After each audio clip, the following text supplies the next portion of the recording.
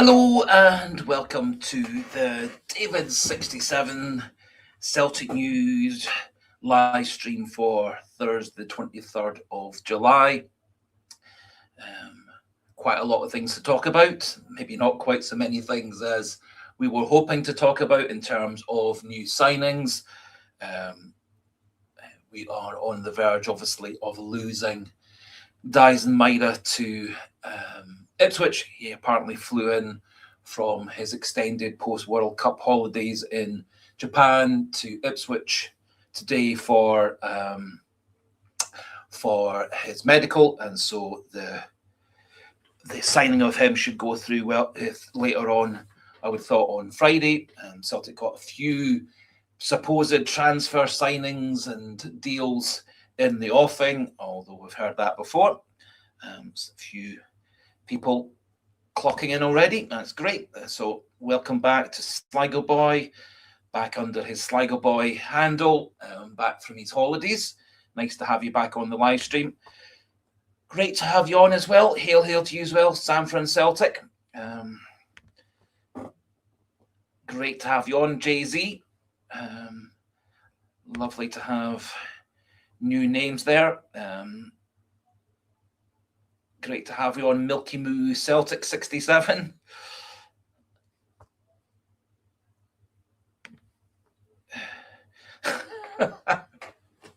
So, great to have some new names, great to have some old names. Yes, Daizen Maeda left us in style. That overhead kick will forever go down in history. He scored in the last couple of months of the season some spectacular and very, very important goals. Obviously scored what was in essence the goal that won us the title. With the goal in the 87th minute that was initially chopped offside by the assistant referee, but happily VAR overturned that. Scored obviously a couple of goals against Rangers in a very, very vital 3-1 win, including that spectacular overhead kick. Scored goals for us in the the FA Cup semi-final and the final itself. So he's left Celtic after 4.5 seasons. Left Celtic. I think he won 10 trophies with Celtic. I think at 28 years old, it's time for Daizen Maeda to move on to a bigger, more prestigious league, and he's been desperate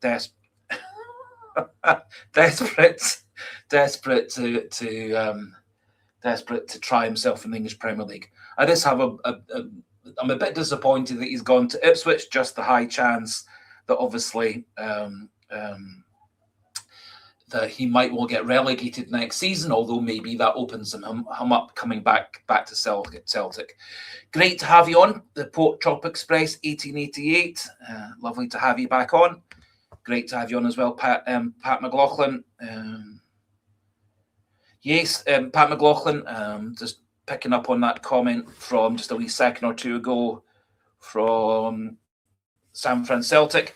I'm actually saying that he insisted his agent got him the move to Turkey is making a lot of people look very silly. Two sides indeed. My thoughts regarding both the Marcello Sirachi and the Kelechi Iheanacho, the constant narrative for the 2 or 3 weeks after the transfer window opened was the two players were desperate to come to Celtic, would do absolutely anything to come back to Celtic, that they weren't looking at any other options, that their agents were so focused on Celtic's offers that they weren't considering anything else. But as Pat McLaughlin was saying there, Iheanacho's agent was going around Brazil in June trying to get him a club. Entirely right. He was offered to, I think it was Vasco da Gama, a couple of other teams over there. At the time of him taking the offer in Turkey, he had supposedly a couple of offers from Qatari football, offer from Saudi League football, a couple of offers from Major League Soccer, a couple of offers from Turkey. In the end, he chose to go to Bursaspor. There's a lot of conflicting evidence regarding how much his Bursaspor weekly wage is going to be. the initial indications from lots and lots and lots of sources was that he was getting £47,000 a week, £50,000 a week. Celtic were offering him £17,000 effectively per week. The now seem to be saying £23,000 a week at Bursaspor. However, one of the things to remember about Bursaspor is that the reason that Bursaspor were way down in 3rd division and bordering on 4th division was due to massive financial corruption, bankruptcy, court cases, match fixing, bribery, all kinds of financial misdemeanors. So quite what their chairperson and their chief executive officer says can take a pinch of salt from my point of view, given the fact that the club itself for the last 20 years or so has been rife with corruption, bribery, bankruptcy, money disappearing, wages being grossly inflated, all kinds of things. So anyway, we'll find out. For me, similarly with Sirachi, reportedly Celtic were the only club he was looking at, but there are 3 or 4 clubs apparently lined up in Argentina, Brazil, and a couple in Spain looking to sign Sirachi. So we'll find out. It would have been nice to have them both back, particularly Sirachi, but I think there are other options out there for Celtic.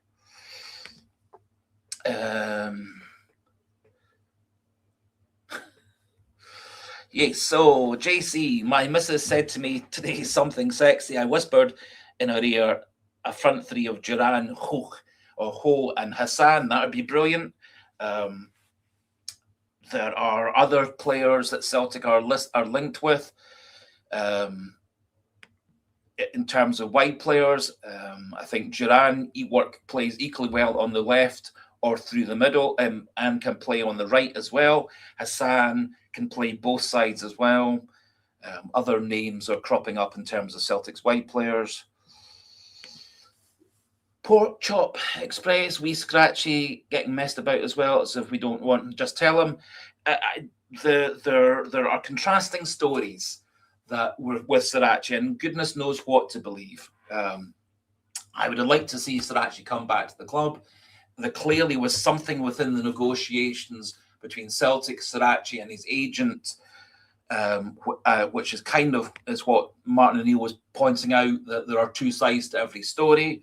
In general terms, I take what an agent says with a pinch of salt. They don't tend to be the most trustworthy people. They tend to be very often on the lookout to try and maximise their players' abilities to move clubs. Sirachi, about 27, 28 years old. He's played for 7 different clubs. He's rarely been at a club for more than 1 or 2 years. He tends to move from club to club to club to club. He's played 2 or 3 different countries in Europe, a couple of different countries in South America. So he has tended to move from place to place to place. So anyway, quite what's going on behind the scenes. And again, as I say, if Sirachi was so desperate to sign for Celtic, he would have signed for Celtic. That's my personal opinion. Sanford Celtic should have a sell-on clause for Maeda, 10 pence per mile. That would be absolutely brilliant. It's the deal is supposedly £8 million with 2 million of add-ons. As I said, I was surprised that he ended up going to Ipswich. Maybe Ipswich were the first club to come in with a concrete offer. Maybe there are other reasons for him to go to Ipswich that we don't know about. Just my strong worry is with Ipswich, they'll be relegated again next season. They have been one of these sort of yo-yo clubs. They came up a couple of seasons ago, got relegated straight away. They've come back up again, and I can see them going back down again. Queen for goal, Maeda wanted to buy a houseboat on Norfolk Broads. That's an interesting theory. Pork Chop Express, Ipswich maybe felt they're like the right club for him and his family. Bit of a risk, I think, and could be the end of a struggle against relegation. Yes, I could be the Ipswich, quite a nice place to stay. few times been down that area on holiday over the years. It's quite a nice, peaceful place. And maybe that was part of the consideration. Gavi Boy, yes, well, that Gavi Boy, you're quite right. I thought Chris Sutton's comments were rather stupid. Maeda's coming into the last year of his contract. Celtic were in a difficult negotiating position for that reason. I think £10 million is a perfectly reasonable fee given all those factors. Player 28, 29. Last year of his contract. I think had we sold him last year, not this year, we probably would have got 20 million, 25 million for him. But and quite right, going to Ipswich very much, I think, got under the skin of Chris Sutton, who's been a lifelong Norwich fan, played for Norwich obviously at the start of his career, etc. So Clashman Numpty saying, how, evening to you as well, Clashman Numpty, how do I think that the next few weeks will go transfer wise? I think Celtic will have a trickle of players coming in, probably, I guess, 2 or 3 before the first game of the season against Dundee, a week on Monday, another a player or 2 before the Champions League first qualifier, a couple of weeks after that. And I think, and this is a personal opinion based on nothing other than opinion, that if Celtic do come through that qualifier, as I fully expect them to do, then another player or 2 will come into the club after that.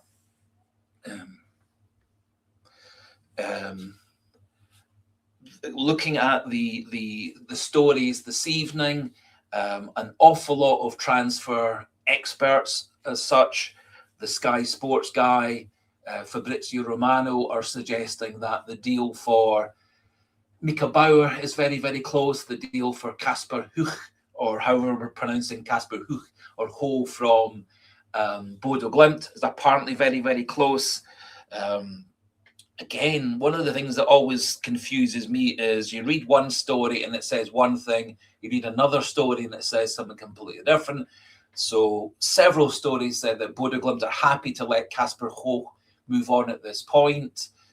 They are going through European Champions League qualifiers at the moment, and they're partway through their season, but they see this as a good time to bring through players, buy players, sell players, etc. And then lots of them saying they're not going to sell them at any price. Some are saying 7 million, some are saying 12 million, some are saying more than that. I think a bit like the Mika Baur situation, if a player wants to leave the club, it's quite difficult to stop them leaving the club. Hopefully Celtic have good success keeping hold of the rest of our squad. I suspect that Hatate and Engels are likely to be leaving soon. And so the Mika Baur, if he does get signed later on this week, I think would be a very, very good replacement, in that he is very similar in many ways to Rio Hatate.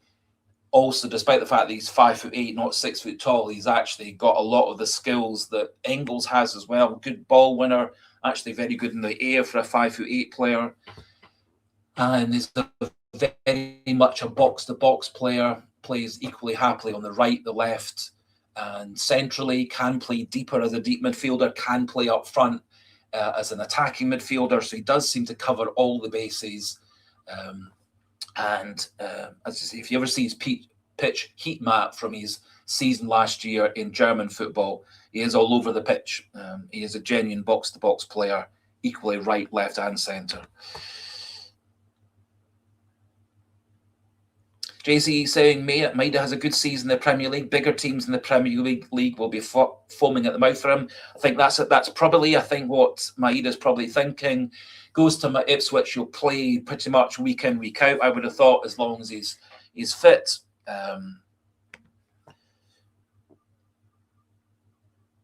Was the snitch? Good evening to you. Hail to you as well. Smell the glove. Another week gone and only one player signed. This fabulous board can't do a better job. Well, my thoughts are the Mika Baur deal came out of the blue.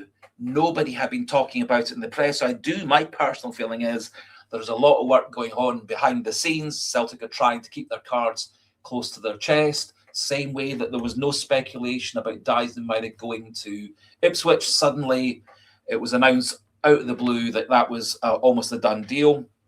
I think Celtic's doing a lot of its business in secret, behind the scenes, trying to not involve the Daily Record, the Sun Sport, Sky Sports, all these different people, because quite often it puts a span in their works and disrupts the deal.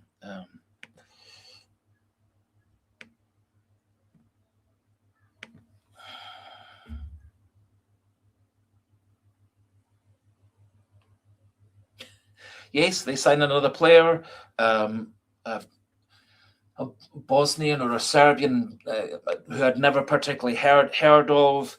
He seems to be a relatively young player, seen more as a player with current talent but a lot of potential. Very strong rumours that it's the same time as them bringing in this player who's I think called Dragojevic. They're looking to sell Raskin on. They're looking to sell Chermiti on. So I think there'll be a lot of ins and outs at Rangers. Question also is how well that the current Rangers players will fit in with Derek McInnes's way of playing football. Quite how players like Chermiti, Miovski, Nadieri are going to cope moving down the pecking order with Lawrence Shanklin coming into the club. Quite how the Rangers squad will cope if Shanklin's given the captaincy, as a lot of people are suggesting McInnes will do. Good evening to you as well, Dexter. Just trying to catch up with some of the comments. I do apologise.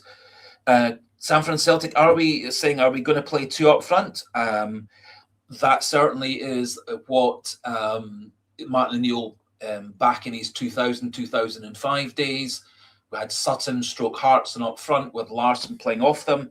I think that certainly is a definite option. Kasper Hogh is big enough and tall enough and strong enough to be a target man centre forward. Camilo Duran, tons of pace, very good on the ball, could easily play as a second striker inside forward. We've got the option of using Camilo Duran out wide on the right or the left. So I think there are a lot of different options, and I think Celtic could have the options with players like, if Hogh does get signed, with players like Osmond and Duran, who are much quicker, nippier strikers, maybe keeping Johnny Kenny, although I suspect he's on the way out, as a more taller player. I think Celtic's got lots of options within the squad that we've got. I think there are a few players like Callum Osmond, who I think could have a good season this season. Maybe, and I'd say full expect another 3, 4, 5 players in, and maybe another player or two, depending on how we do in the Champions League. Pork Chop Expressing would struggle to link two pork sausages together. I fully respect everybody's point of view, but I think Celtic actually have a good bunch of players. I think we've got an excellent manager. We've got an excellent coaching team. I think we've got, especially when the rest of the World Cup 8 who are still at the club come back to the club, which should be later on this week. I think Celtic's squad will look stronger and stronger once Johnston, Negrin, Tierney, Yang, etc., Trusty, etc., all get back into the squad. I think it looks a lot. The team will look a lot stronger and better. Not as good as one would hope for. Not as good as I think it will be in 1 month's time. But I think having Johnson at right back, Tierney at left back, having a good solid centre back partnership, be it Carter Vickers and Scales, Carter Vickers and Trusty, having players with more pace and talent out wide like Yang and Janecki. I know again they're not the finished article. There are players who are rather inconsistent, and I do think that Callum Osmond this season will come through, and I think Duran is going to be a brilliant signing as long as he stays nice and fit. Jay-Z, Duran is buzzing to be here. Happy he's fitting in well. That's finish against Middlesbrough was tidy. Yep, couldn't agree more. Apparently, Paulo Bernardo has been translating for him. Paulo Bernardo has been helping him fit in at Celtic. Paulo Bernardo being Portuguese. Camilo Duran obviously being Colombian, speaking Spanish as his first language.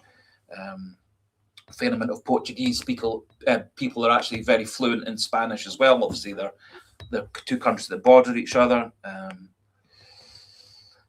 And I think Duran, the player, came on, showed some of the talents that Daizen Maeda has in his first game, harassing the Sporting Lisbon defender into giving up the ball, scoring the goal, and then a really nice piece of movement to get himself free in the box and a brilliant finish into the top of the net. So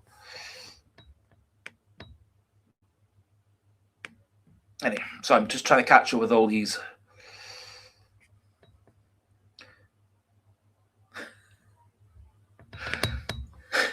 Paul Boy saying Maeda just wanted to be near Alan Partridge. Yep. I think there's I wish Daizen Maeda all the luck in the world. He was a brilliant player for Celtic. He was so important 2 seasons ago, and then his return to form at the end of last season was massive for Celtic, winning the cup and league double in the end. He scored tons of goals in the cup, tons of goals in the last few games in the league season. So well done to Daizen Maeda, and a very good 4.5 years at Celtic.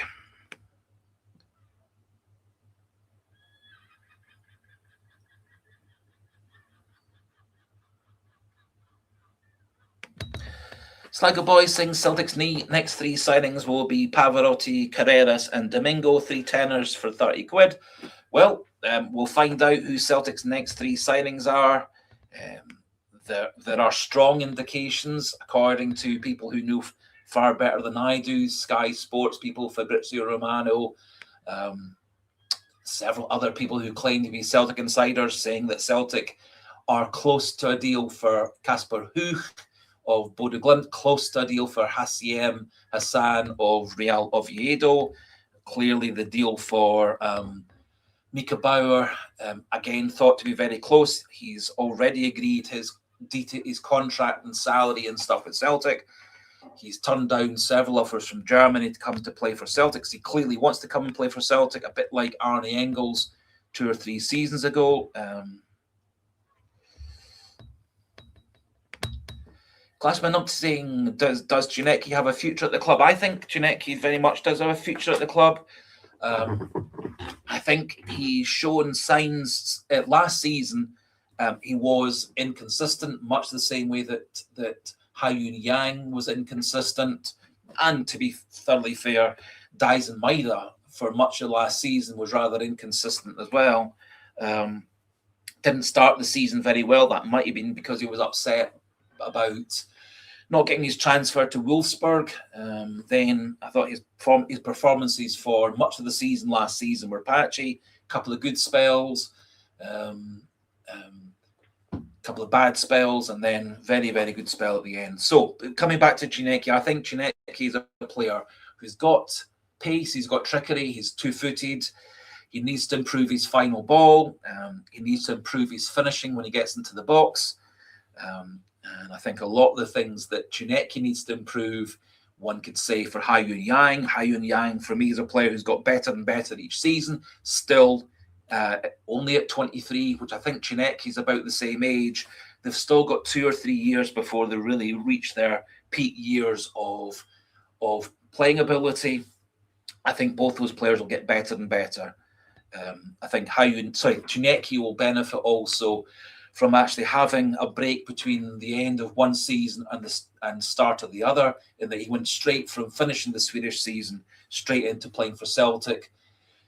In August, September, he had no break between the Swedish season ending and the Celtic season keeping going. Plus, he had all the transatlantic travel all over the place to play for Tunisia in the World Cup qualifiers. So I do think he's got a definite future at Celtic. I think probably in an ideal world, Yang and Chineki would be the number 3 and number 4 wide players with better players before them in the pecking order. I think part of the problem last season was due to injuries, due to lack of form, due to signings not working out.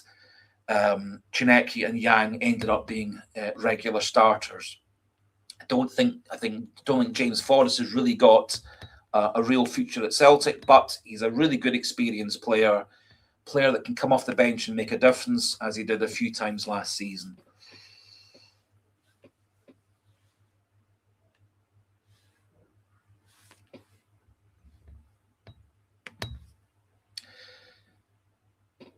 Well, David Stalker, he's saying behind the scenes nothing happening. Well, behind the scenes, there were the transfer of Daizen Maeda to Ipswich was happening. Nobody knew that was going to happen. They knew that he was leaving, but no one knew where he was going to. The Mika Baur deal came completely out the blue. So the key thing about things behind the scenes is they're behind the scenes, so you don't actually know what's happening or not happening. And I think it's much better that Celtic keep their deals behind the scenes. That way they don't get gazumped by other clubs. And you then don't get into a sort of seller's market as well. You then get to just negotiate with the club or the player that you're trying to negotiate with. But each to their own. Great to have you on, Gary Simpson.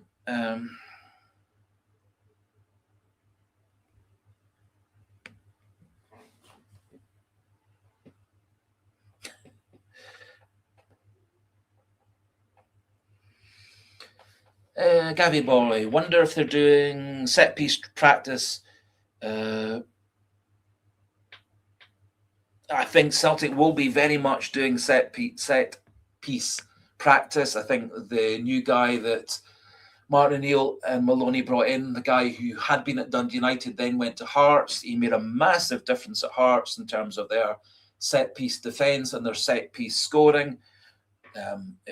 Last night, whenever Hearts were playing Sturm Graz, a team that Celtic beat quite comfortably last season, Hearts looked a complete and utter shambles, particularly at set pieces.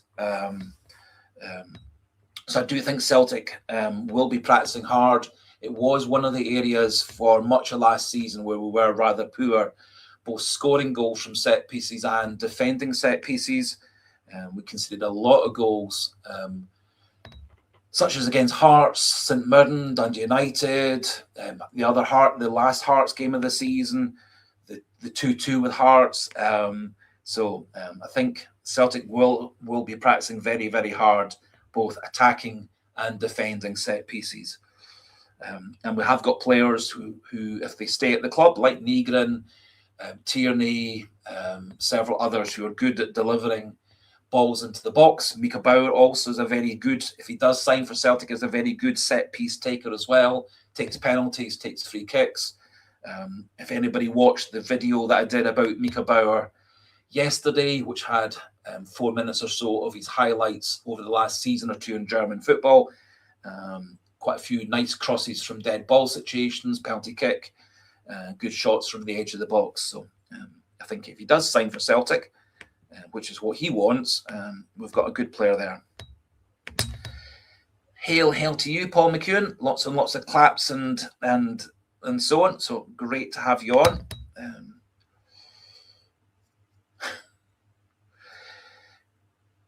Pork Chop Express saying, would we take Robbie Keane now if he came with 6 or 7 good signings?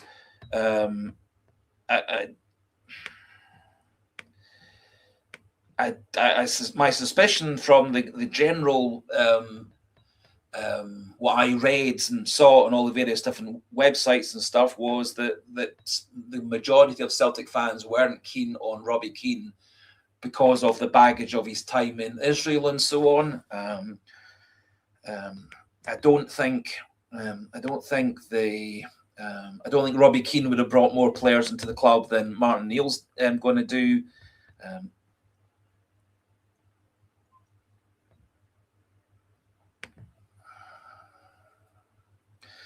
David Stalker saying big mistake bringing back Martin O'Neill. It's not getting backed. He's another yes man. Well, as I said, my personal feeling is let's give it to the end of the transfer window. Let's see who's still playing for Celtic as we start the season, who's playing for Celtic as the transfer window ends. See what Martin O'Neill can do with the players that he's got. He Maloney, Fotheringham, McManus, etc., did a great job with the squad last season. The squad for next season is going to be similar to last season's. We're going to be missing a couple of players, Maeda, Iheanacho and Sirachi. I think one of the things to remember about Iheanacho and Sirachi, they both missed several months of football. It's not as if we had Sirachi for the whole season. He missed about 3 months with a hamstring injury. Iheanacho out for about 8 weeks with a hamstring, back for 30 minutes, then out for another 3 months. Maeda obviously is going to be a big miss, but for much of last season, the Daizen Maeda we had wasn't as good as the Daizen Maeda we had in previous seasons, and we have now got Camilo Duran up front. Maybe Camilo Duran can take on some of the role of Daizen Maeda, and we maybe get a bit more hard work from our midfielders, which is where a player like Mika Baur might fit in really, really well, in that he's an incredibly hard-working, energetic ball winner, passer, creator, and not so much in his last season with Paderborn, but previously at Freiburg and Dresden, scored a lot of goals there as well.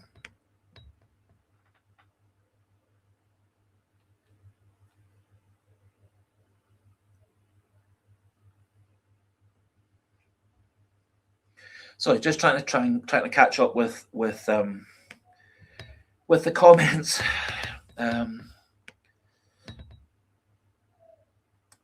Absolutely brilliant that there's so many comments, and I'm afraid I'm not actually keeping up very well with the comments today.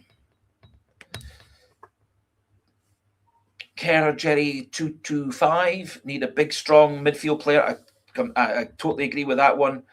I think you do need a mixture of different styles and talents in the midfield. I would love to see Celtic sign a proper, real defensive midfielder that allows McGregor, Negrin, Bauer, if he comes, etc., all to push further forward. A player like Victor Wanyama, Nir Beaton, several others that we've had in the good old days, who kind of stood in front of the back four, helped out in defence, got the ball out of defence, got it out wide, got it to the other midfielders, supported them from the back, and was an extra man in defence to prevent the quick breakaways. I don't think Callum McGregor's got the engine, the endurance, the pace nowadays to do that on a consistent basis. So I would love to see Celtic sign a proper, real defensive midfielders.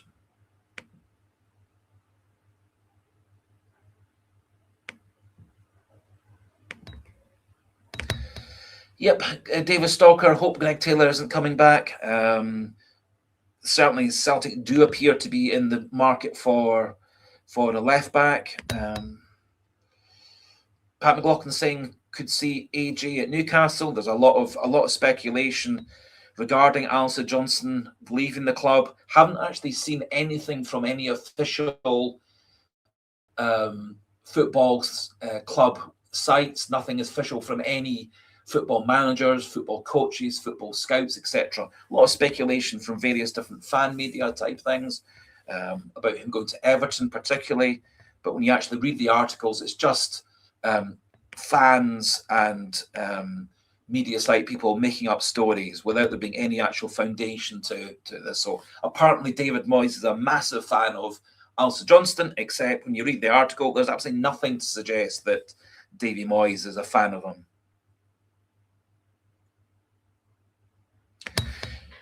Good point, Clashman Numpty. Haven't been too complimentary about Donovan, but I think he could kick on and have a good season.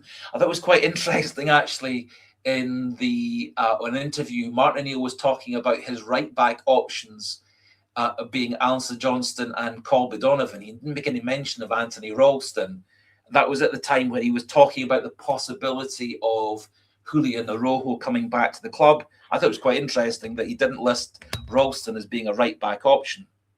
I think Ralston's one of these players who is incredibly loyal to the club. I think he's happy to be second choice, happy to be third choice. He's a decent, reliable backup. He doesn't set the heather on fire. He's not a brilliant player, but he's basically a dependable, loyal player who's happy to be at Celtic, happy to be a backup, happy to be a squad player. And you do need those sorts of players who are happy to be on the bench, happy to be available as and when. Good point. San Fran Celtic. Kun was a slow burner too.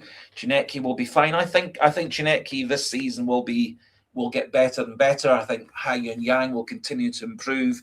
He was Celtic's third top goal scorer last season. Scored more goals than Ian Achol. Scored 10 goals in the end. So obviously he was behind Maeda and behind Nygren. And Haiyun Yang also did a lot of very good work tracking back and tackling in midfield. He was Celtic's second best tackler last season. So maybe Yang will adopt some of the tracking back role that Maeda used to do. Sorry, so many comments. I'm trying to catch up, but not doing a very good job.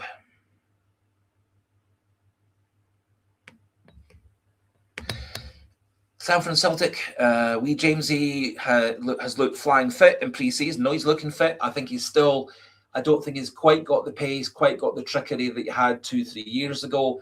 Tons of experience. Again, maybe a bit like Anthony Ralston, happy to be in the role that he's got, happy to be the backup, happy to be available coming off the bench. Fits also the UEFA quotas for Scottish trained players like Ralston and Forrest, Tierney, McGregor, etc. So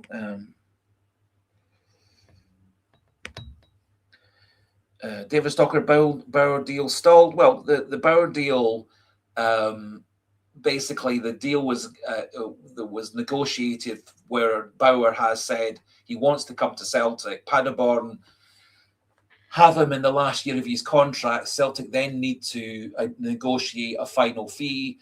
According to several different transfer experts, that's at the stages of being finalised. Same way that other people are saying that a deal for Kasper Hogh of Bodo Glimt is about to be finalised. So if all that's true, we'll find out over Friday and over the weekend. With 7 days, and maybe they'll all both turn up on Monday, signed, sealed, and delivered, having had their medicals over the weekend. So I don't think the deal has stalled. I think the deal is now moved on from negotiations between Celtic, the player, and his agent, now to Celtic negotiating with the club. That's the sort of deal that was the case with Benjamin Nygren last season. Initial approaches were to the player and the agent, and then to the club after that.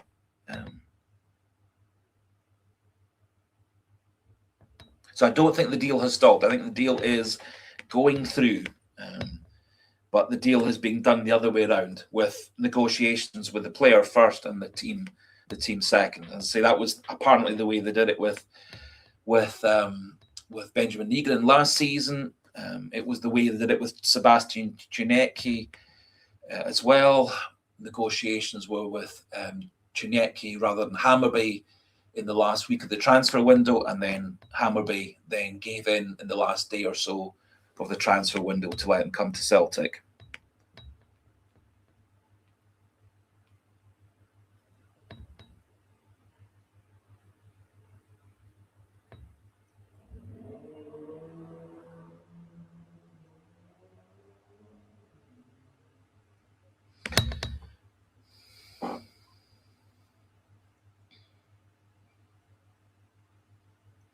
Yes, so San Fran Celtic making a good point. If Arnie Engels transfers to England, who are paid too much, go with him. Certainly the indications are there are lots of clubs who supposedly are happy to pay 25 million for them. None of them seem to have actually come forward with they're 25 million. Engels remains a Celtic player. Maybe if he remains a Celtic player by the time we get into the Champions League qualifying stage, maybe he decides to stay at Celtic, particularly if that two-legged tie goes well.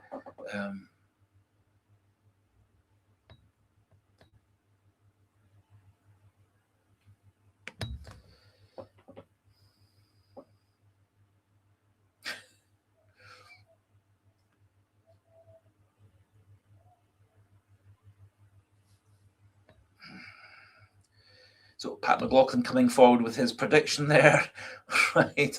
All right, so Simon Murray rather than Dane Murray. Yes, I think it's a wee bit unfortunate, obviously, that the first game of the season is going to be on a Monday evening. I think that largely came down to what Sky Sports wanted. I think they wanted a triple header to start their season in Scottish football because there's no competing English football at this point. Obviously, there's a big pop concert on at Hampden over that weekend. There's the Commonwealth Games in Glasgow for the next couple of weeks. But I think Sky Sports can pretty much say when they want games on and when they don't want games on.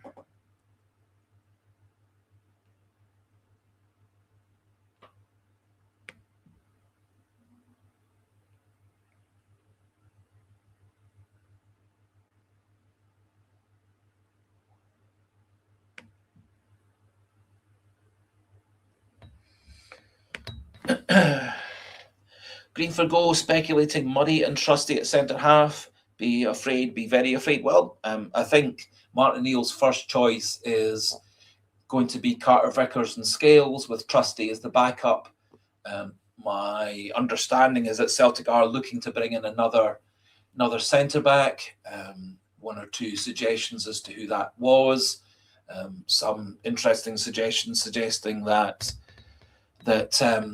Benji Arthur might come back to us for a proper season-long loan. That would be an interesting one. I think he was pretty impressive in the half a dozen games that he had for Celtic last season. However, I would love to see Celtic sign another sort of Virgil van Dijk style player coming from a good European league, coming at the age of 21, 22, 23, and really taking off in terms of his career. I think that's certainly one of Celtic's sort of transfer targeting systems is buying good, young, talented European players and bringing them into the club and then making them better and better. Worked brilliantly, obviously, with Virgil van Dijk. Worked so well with Matt O'Reilly, Odsonne Edouard, Moussa Dembele, and lots of other ones. So.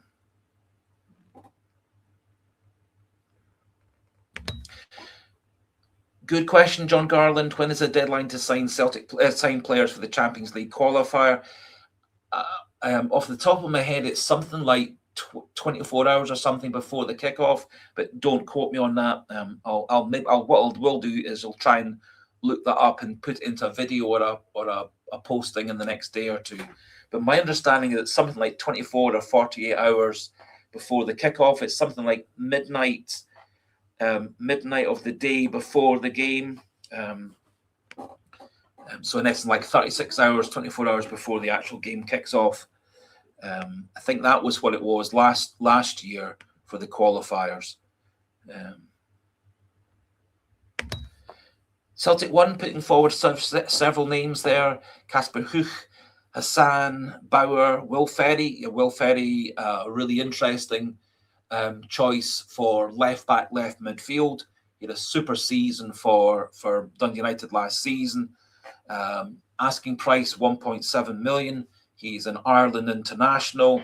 I think there are many very good factors, and he would actually kind of replicate some of the role that Greg Taylor, Marcello Sirachi had by being both a fullback and a midfielder.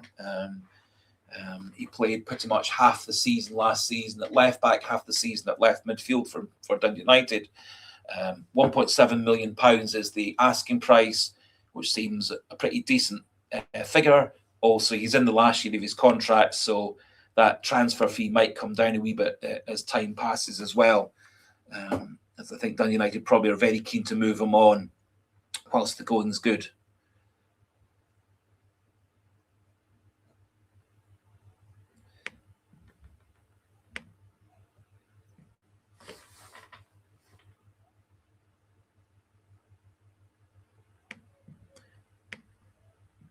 Oops, just a wee second.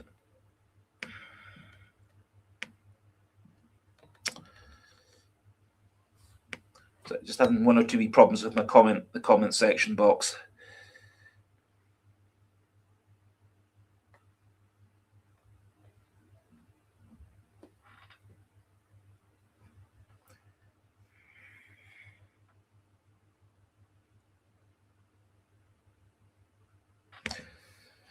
Nice point, San Fran Celtic. Reading today that the McInnes ban was the minimum for a manager under the new rules.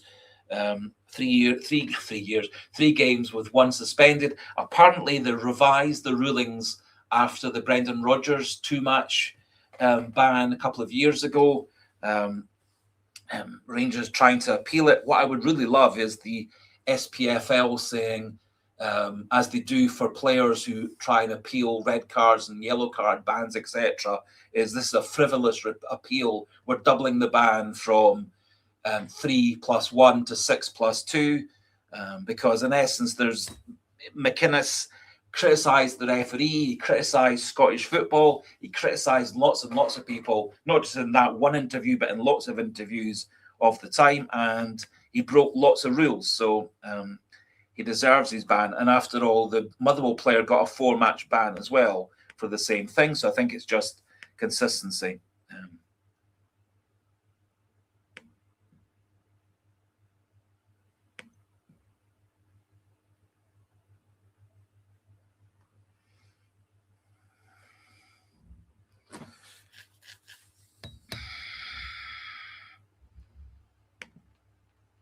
David Stalker saying that we're a laughing stock. I don't think Celtic's a laughing stock. Celtic, I think, is a very, very good football club. It's a football club that I absolutely love and have done for 54 years. I think they're trying to sign the best players possible that they can. They're trying to keep as many players at the club as they can. I think those are both very admirable. I think they're trying to keep the club financially viable. They're not spending money that they don't have. Which seems to be the case at Rangers. They're spending money that they don't have, unless they're going to sell a whole string of players in this last few weeks of the transfer window. But we'll see how all that transpires. Hassan does have a £10 million clause.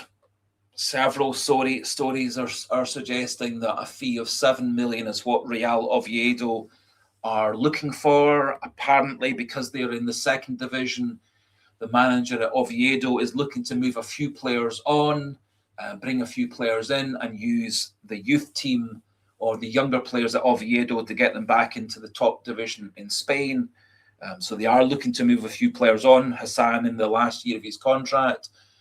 So again, a player whose value is going to go down and down. And so I think it's probably a similar situation to the situation Celtic had with Daizen Maeda, or several other players that we've had over the years, of players going into the last year of their contracts.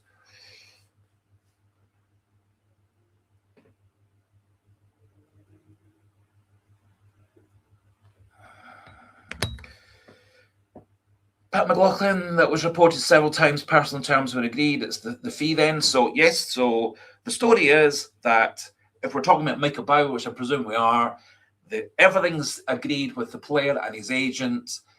The agent is working hard with Paderborn, the German club. A fee of £4 million is the asking price at this point. That appears to be what Celtic are happy to play. We'll find out in the next 24, 48 hours whether that's the case.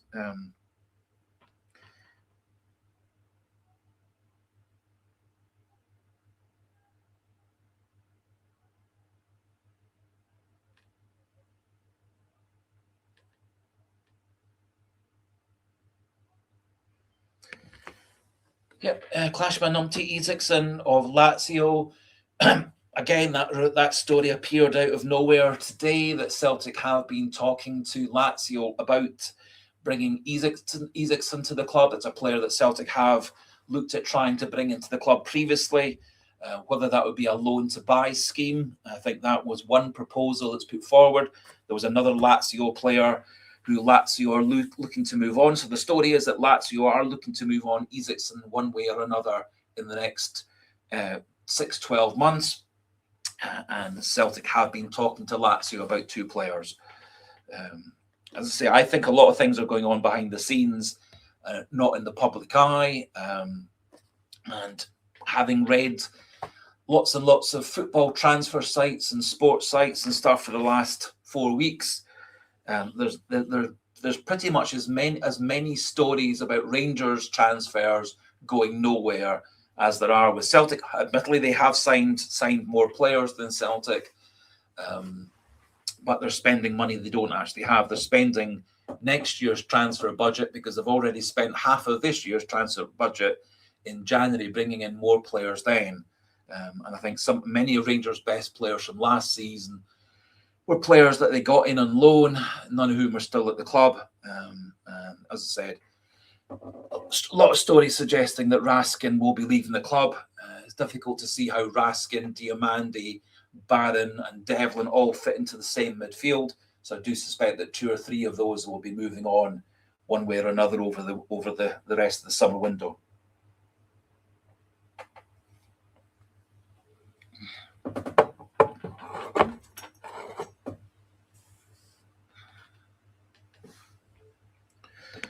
Nice point, I think, Michael Brett.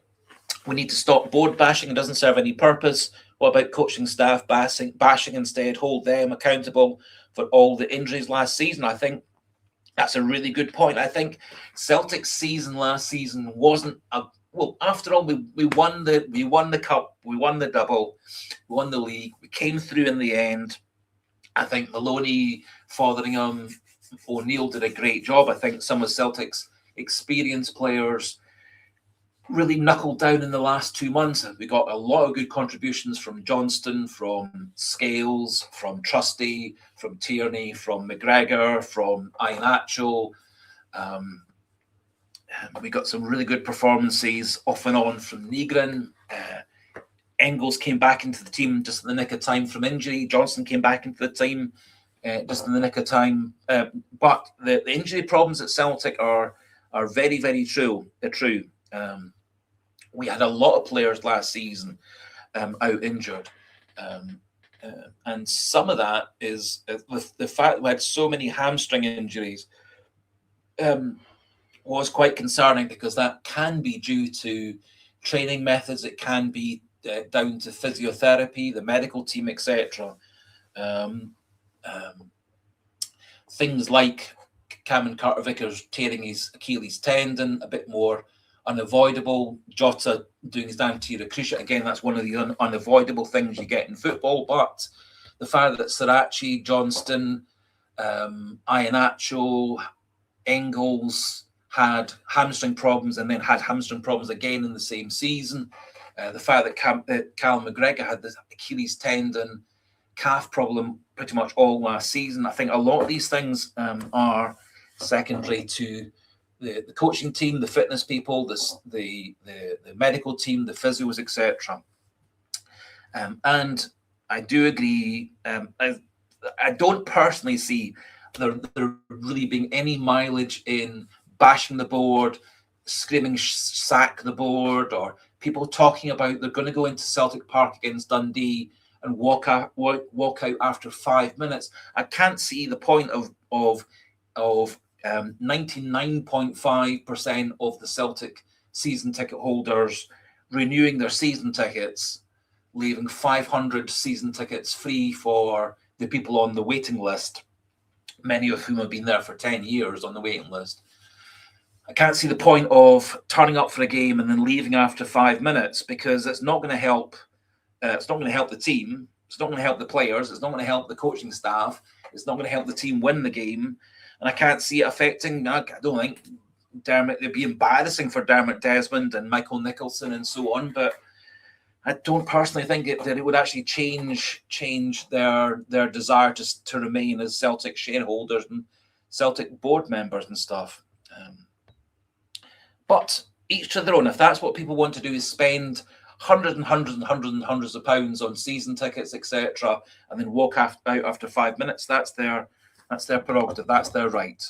I just personally can't see the point in any way of mass walkouts or throwing things on the pitch to slow the pitch, slow the game getting going, etc. I think it was counterproductive last season, and massive praise for all the Celtic fans coming together with the team and the coaches, etc., at the end of the season to cheer Celtic on to a double. And I think that's the way that is the best way to help Celtic, is for the fans to be 100% behind O'Neill, the players, the coaches, etc. And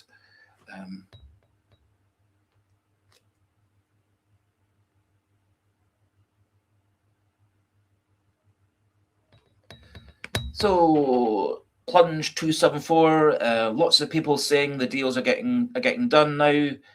You say they're not, and nothing has been confirmed. I think both yourself and Pat McLaughlin are right. There are lots of deals. Supposedly, Celtic are in negotiations for. One particular Celtic fan site, social media site, was talking about there being 5 deals, all ready to be announced in the last day or two of negotiations with the player or with the club, etc.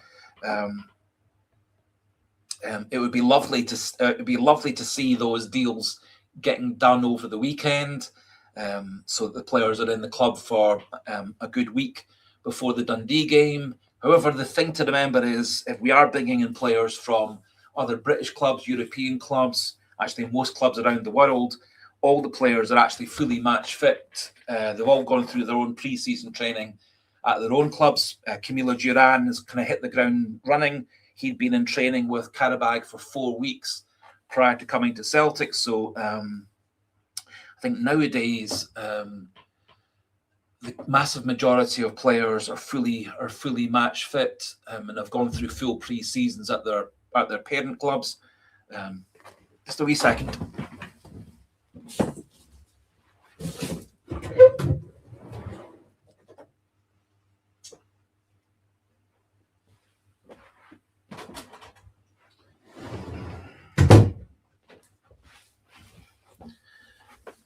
Sorry about that. Just had to let one of the cats out. The cat, the room I use for doing the videos and the live streams is the same as one of the cat's 3 bedrooms. So one of the cats was sleeping and woken up, so I had to let her out.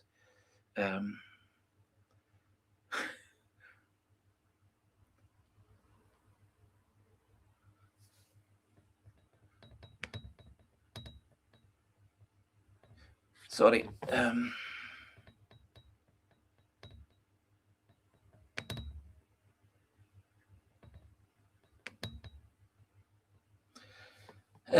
Classman Umpty missed a question mark out.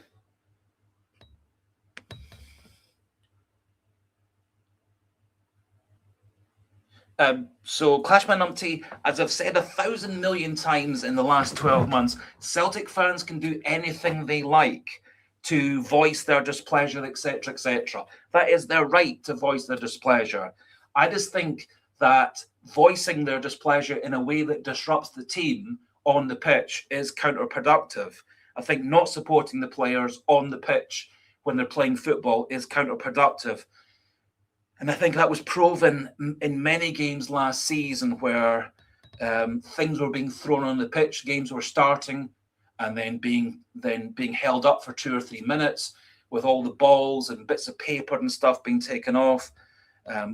Fans turning up late to the game was causing a lot of problems with police and stewards, people walking out early, all these things.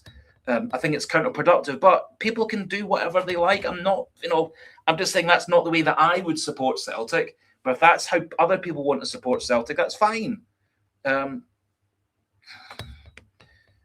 People can use message boards and live streams and places like this to voice their displeasure with the board. And people can say what they like to say, as long as it's within the rules of family-friendly language, etc. And there's nothing. So people can do what they like, Clashman Numpty.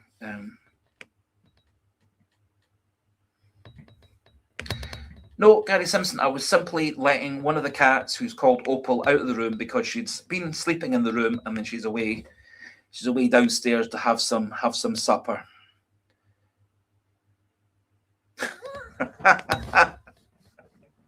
Very, very good Clashman team. I've let the cat out the bag. I've let the cat actually out the door, because there's a anyway.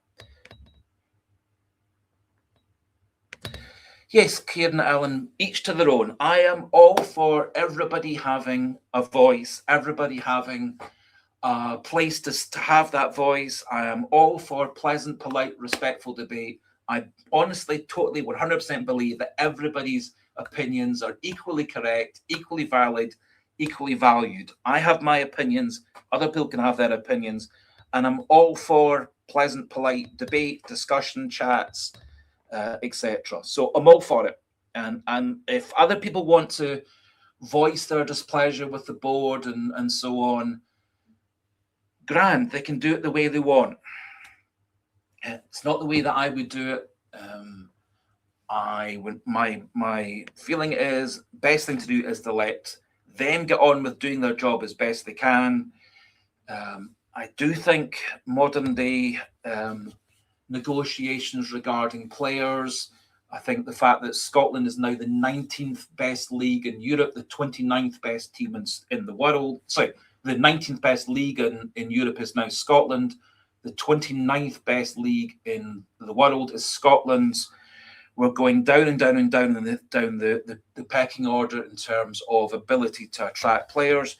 So I do think some of the things that that Michael Nicholson was saying about how difficult it is nowadays, not just to compete with English Premier League sides, it's difficult to compete with English Championship sides, because that's the 7th best league in the world, is the English Championship, with all the money they get from Sky, much higher TV contracts from Sky, bigger sponsorship deals, much bigger prize money than there is in Scotland football. So there's a lot of different factors. And another factor, obviously, is you think about Hearts, who were last year's second best team in Scotland. They were thumped by Sturm Graz 4-0. Hibs were, 4th in Scotland last year, beaten by a team from Kosovo. Not sure how Motherwell were doing. They were 1-0 up against a team from the Faroe Islands. That kind of to me does actually suggest that Scottish football maybe doesn't have the depth that it needs to have. Obviously, Hearts have lost quite a lot of players. They've lost their manager. They've lost 3 or 4 of their best players. Motherwell have lost 3 or 4 of their best players. They've lost their manager. And I think it is genuinely difficult for Celtic to attract the same quality of player as we did 5 years ago if we're not in the Champions League. And I think, as I've said before, and unfortunately next season we're going to be starting our Champions League qualifiers in early July, because we'll have two or three rounds to get into the Champions League, rather than one as it was this season and last season, and then 2 seasons before that it was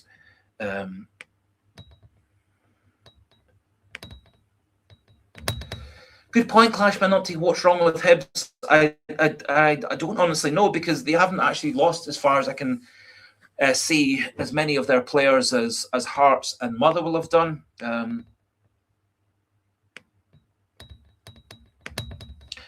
Gary Simpson, I'm only voicing my opinions, and I think you've got your right to your opinions. Clashman, Numpty, Pat McLaughlin, Kieran Allen.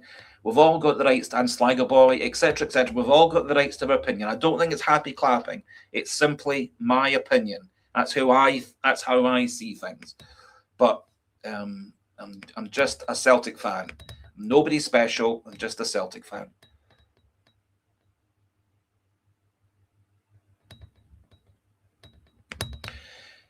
Yeah, Chipper67. I'm just voicing my opinion, and if other people see that as happy clapping, fine, that's your opinion. I think it's my way of supporting the club as best I can within the bounds of my financial status at the moment, my health status at the moment, and all these other things.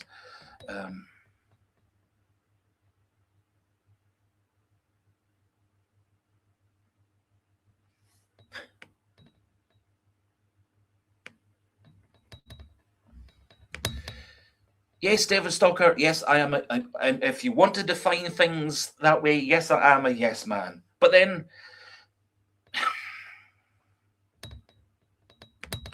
totally agree, Gary Simpson. It's all opinions. It is all opinions, and that is. And I'm all for everybody having their opinion. I'm all for everybody voicing their opinion. I don't censor anybody's opinions unless it is racist or too many swear words or all these things. That's the only reason I censor anybody's comments, is if they're swear words or if they're things which are bordering on being abusive, etc. I've only ever actually banned 2 people from the channel, which is and both of them were being abusive and really, really pretty hateful. So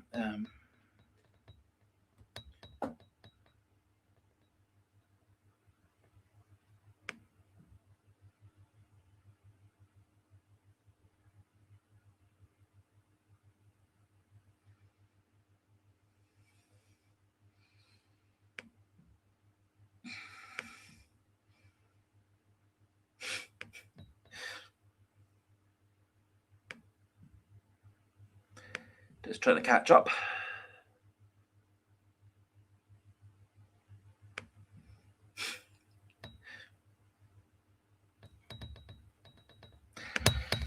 Good question, Kenneth Todd. Will we be stronger when this window closes, David? We need to act soon. I completely and totally agree with everything you say, that I think Celtic will be stronger at the end of this transfer window. I think that obviously Maeda is on the verge of leaving for Ipswich. That should be confirmed tomorrow. He had his medical on Thursday, so it should go through on Friday. I think Hatate is on his way out, although nobody seems to have actually made a proper bid for him. Some people were talking about Leicester, who of course are down in the English First Division, I think now. West Ham, who are going to be trying to get back into the English Premier League. They're another one. So I think Hatate's on his way out. I think Maeda's on his way out. I think Engels probably is going to be on his way out, but nobody seems to have actually put a proper bid in for him so far. So maybe he is going to be staying. We have turned down big bids for players before. We turned down big bids for him in the winter window. He is under contract for Celtic for another couple of seasons.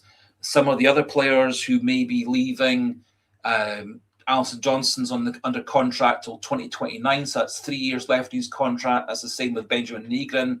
He got a 5-year contract, so he's got 3 or 4 years left on his contract.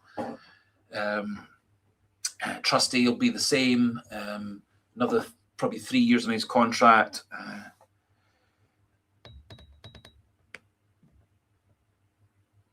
So if I was going to be a betting person, which I'm not, Maeda's is on his way out, obviously Engels and Hatate and maybe Johnny Kenny. But I think Johnny Kenny probably depends on if Celtic can get a proper good other centre forward striker into the club.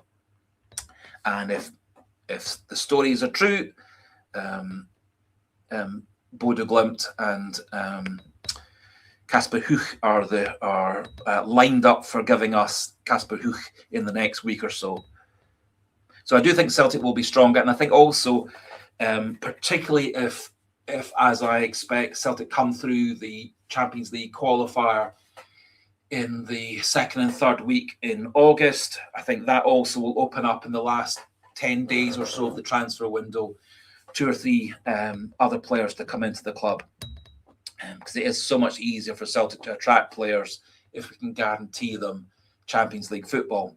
At the moment, we are the only team in Scotland who can guarantee European football, because if we lose the Champions League qualifier, which I don't think we will do, we drop into the Europa League. So at least players like Baur, Hogh, etc., will be guaranteed some form of European football, which is a bit of an attraction for some players.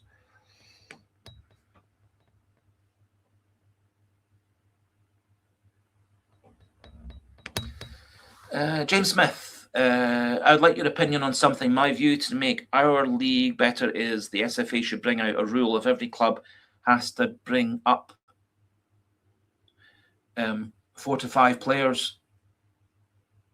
Yep, I think having quotas of homegrown players, etc. I think it's a very good way to keep improving Scottish football as a whole. I think it's a bit of a balancing act. A lot of clubs, a lot of leagues around the world do have quota systems of homegrown players and overseas players. Saudi football, I can't remember the exact split of how many players have to be homegrown and how many can be overseas, but that was certainly the main fact, one of the factors that's made me think the stories of McGregor going to play with Rodgers were bogus, because Rodgers already has 2 or 3 more foreign players at his club than he can put into the team. So they've actually got quite a few of their overseas players, foreign players, who are away on loan at other clubs. That obviously was also a factor for Jota's time in Saudi football not working out well, was because they had 1 or 2 more overseas players. So I do think there should be ways of making Scottish football as a whole stronger, because it is a bit really very. I know it's really quite disappointing to see Hearts getting thumped by Sturm Graz, and we beat them 2-1 last season. That game I thought was actually the scoreline was closer than the actual game it was. It's really pretty mind-blowing to see Hibs losing to a team from Kosovo, and that's not even the best team in Kosovo. It's like the 3rd or 4th best team in Kosovo. So I do think Scottish football as a whole does need to get stronger and stronger.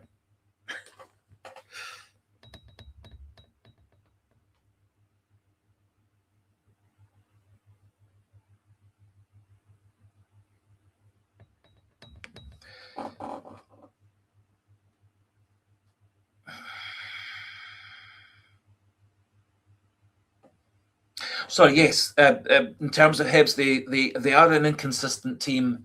I think they relied quite heavily on Kieran Bowie's goals at the start of the season.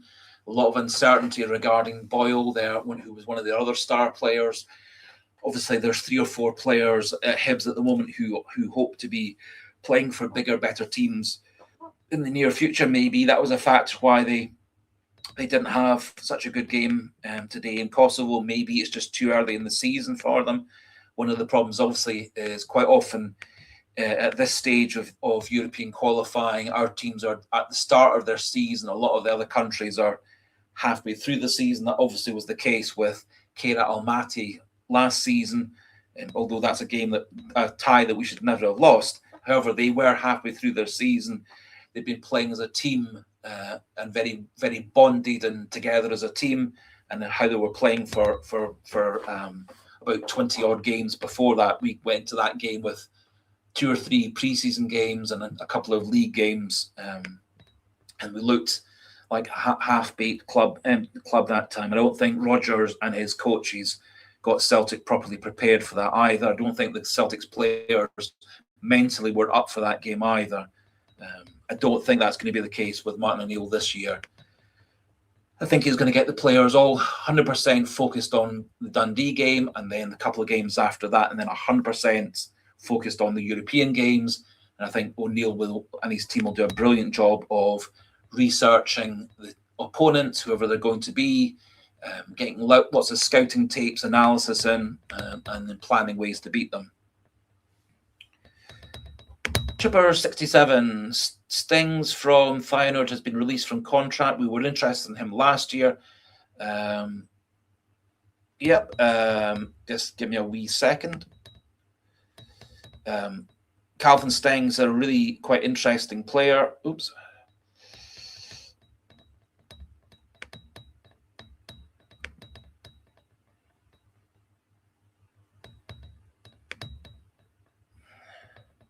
So you're entirely right, Chipper 67. Calvin Stings was a player that Celtic had been keen to sign. We looked at signing him a couple of seasons ago. We looked at signing him again last season. He ended up going on loan from Feyenoord to Pisa in Serie A rather than coming to Celtic. or going anywhere else. Unfortunately, as has been the case for Calvin Stengs for the last 2 years, he got injured and only ended up playing 4 games for Pisa last season on loan. And slightly surprisingly, Feyenoord yesterday released him from his contract a bit early.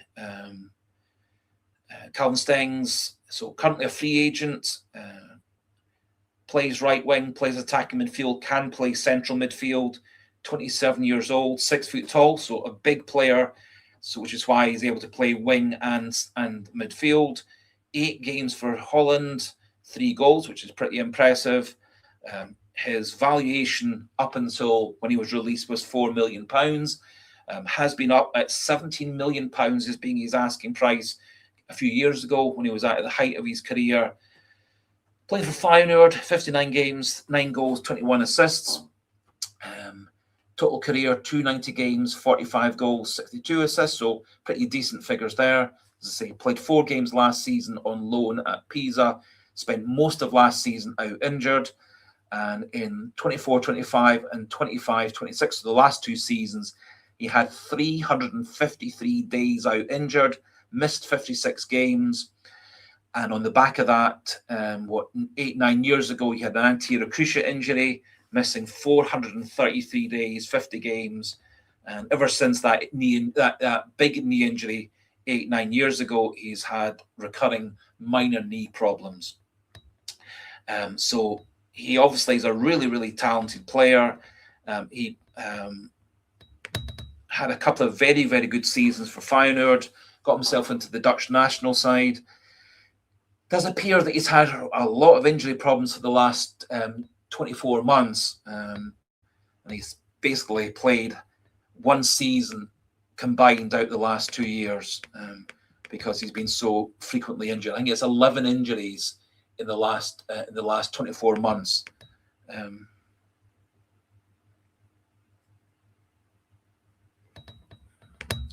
Shouldn't say there's a train coming from Govan fast and hard. We are not ready, and that's a fact. I don't personally think the Rangers are going to be are half as good as people are making them out to be. One of the other things is how well the Rangers players are going to fit into the Derek McInnes system. How quite a lot of them are not, I don't think, will be accepting of the way that McInnes manages clubs. Russell Martin came into Rangers around about a year ago, roughly the same stage as McInnes, and the players didn't like his system, didn't like his tactics, didn't like his formations, and then kind of down tools and stopped playing for him. Whether McInnes can force them into playing his system, playing a different way of football than the normal play, we'll find out. I don't think Rangers are going to be especially that much better, because if the stories are true regarding their finances, they're liable to be selling 2 or 3 players over the next few weeks. I think Shanklin's a decent signing. Cammy Devlin's probably their best signing. A few other players who are a bit humdrum. And I think of all the signings coming into Scottish football, the best signing by far, the most talented player coming into Scottish football this season, has been Camilo Duran. I think he is streaks ahead of any other player who's come into Scottish football. If we were able to add Kasper, Hogh, Hassiem, Hassan, and Mika Baur, I think those 3 players, again, would be a class above anything anybody else has signed in Scottish football. Brad Ladd, sorry David, this is what's wrong with the club just now. We need to be together. The board are a joke and fleecing us fans every year, and it's fans like yourself that are the problem. Fair enough, but each to their own opinion. I don't see myself as a problem. I see myself as a Celtic fan who supports Celtic the way that I want to support Celtic. But you can support Celtic however you want to support it. But I don't see myself as a problem in that I support Celtic in the way that I want to support Celtic. And I think there are a lot of Celtic fans out there who support Celtic in the same way. But so I think there's a silent majority rather than a silent minority. But maybe my opinion's skewed because I'm one of the the silent ones.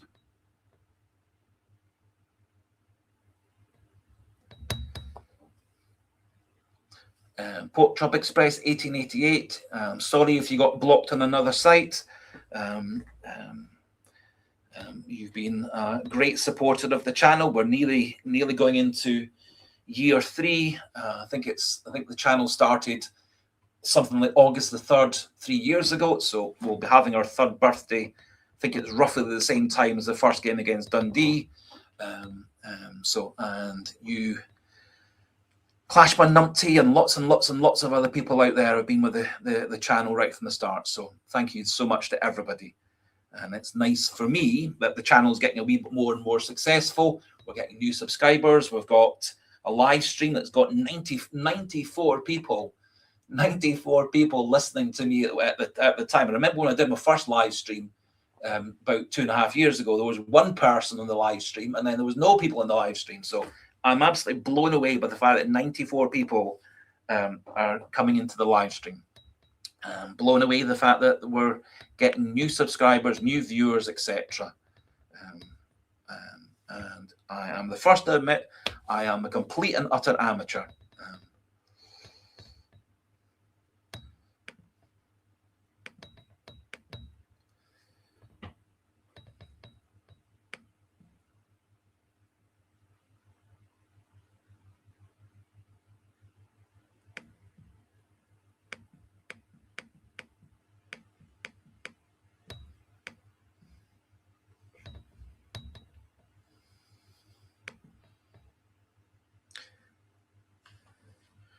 Thank you very, very much, San Fran Celtic.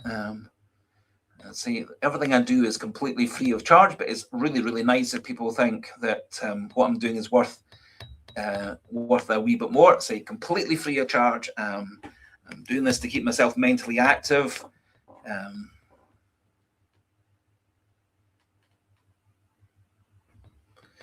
Good point, good question, Clashman Umpty. Looking at all these wingers, attackers, what about defence? Does Mika Baur replace McGregor?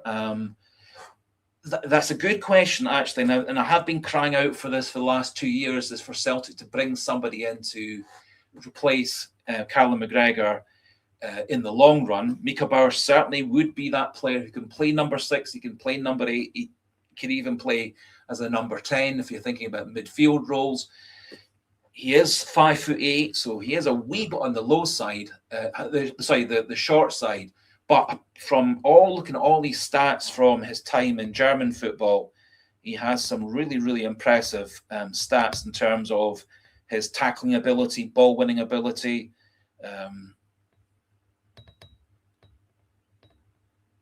To see if I can find where are you gone? There we are.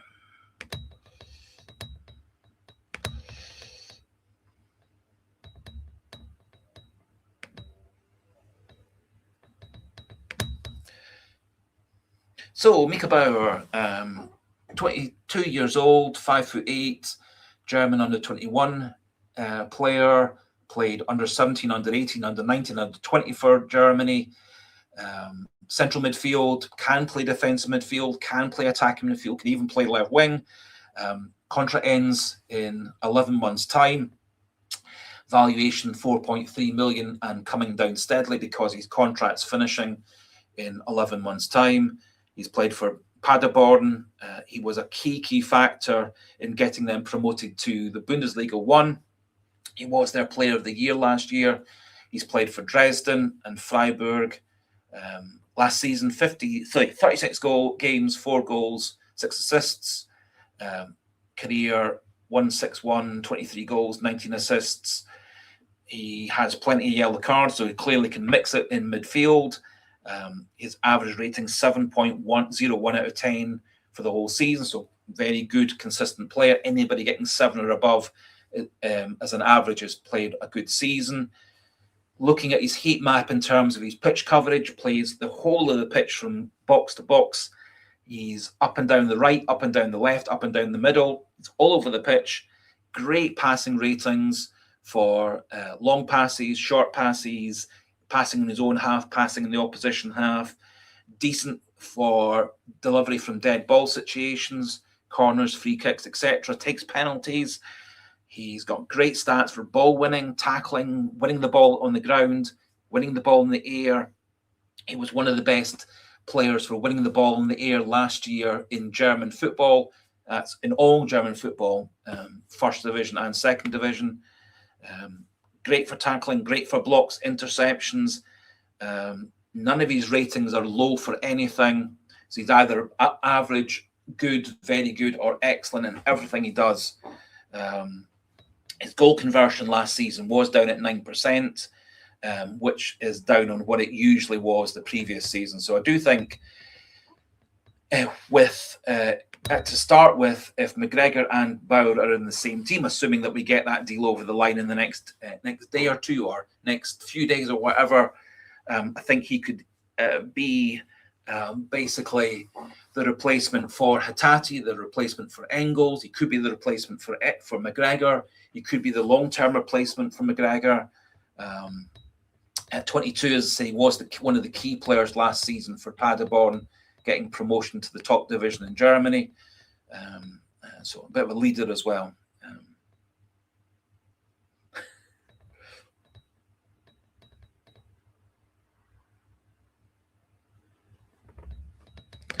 Kieran Ireland, more the boiler room guy. I think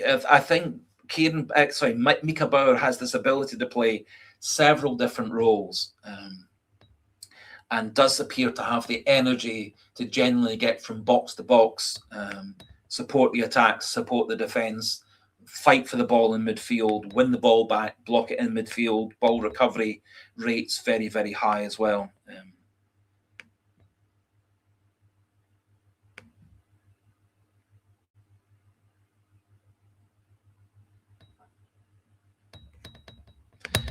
San Francisco, apparently Baur is a Hatate replacement. I think he, given his height and physique and stuff, does remind me more physically of Hatate, but he has, as I say, got a lot of the characteristics that would make him a McGregor replacement or an Engels replacement as well. So I think we are, if we do get him over the line, I think we're going to get a very good young player who's going to get better and better and better, maybe give us 3 or 4 years of really good service and then move on in his mid-late 20s, a bit like Matt O'Reilly did.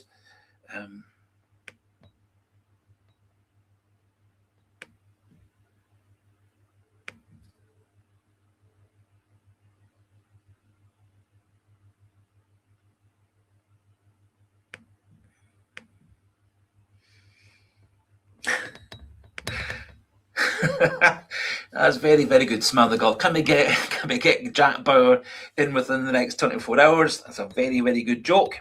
I think if we get Mika Baur in the next 24, 48 hours, I'd be very, very happy. As I say, if people need more convincing, there are lots and lots of highlight reels on YouTube. There's as I say, part of the video I did yesterday had 4 minutes of Baur's performances the last couple of seasons for Paderborn and for when he was away on loan. I think he's a really good player.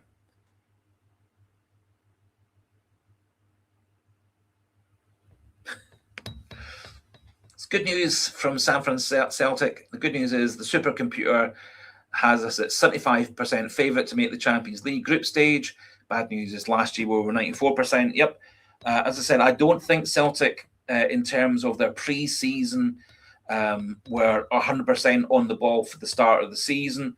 I don't think Rodgers and his backroom team did a good enough job researching how Kherat Almaty played. However, I don't think Celtic will be caught short this year due to combination of Maloney and O'Neill, Fotheringham, McManus, the new guy who's come in from Hearts, apparently, as well as being a great set piece coach, is a great tactical analyst as well. So I do think Celtic's actually got a really good backroom team within the coaches.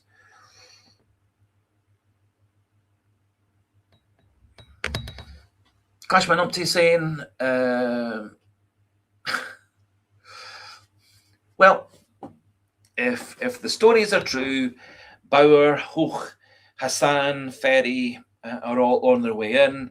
A lot of different stories regarding Celtic trying to bring in another goalkeeper, either to take the number 1 spot or to challenge Viljami Sinosala for the number 1 spot. The slightly oddly named Dinko Horcas, apparently his club in Spain, Las Palmas, have brought down their asking price. I think the feeling was they kind of priced him out the market, and the market for him had all kind of gone cold because they were kind of valuing him for about twice as much as the experts were saying he was worth.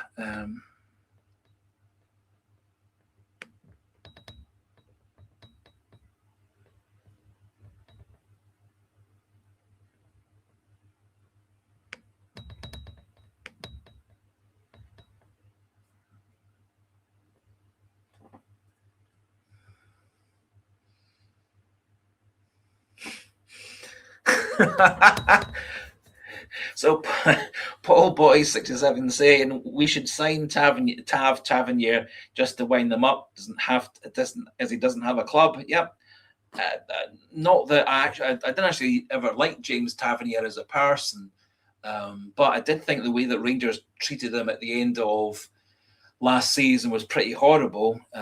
Basically kind of kicked him out of the club without really any fanfare, any celebration, no testimonial, no sort of waving goodbye to Ibrox. He was for about 10 years one of their key players, captain of their team for 5 or 6 years, scored an absolute ton of goals for the right back, a pretty incredible number of goals as a right back. But I don't see him coming into Celtic.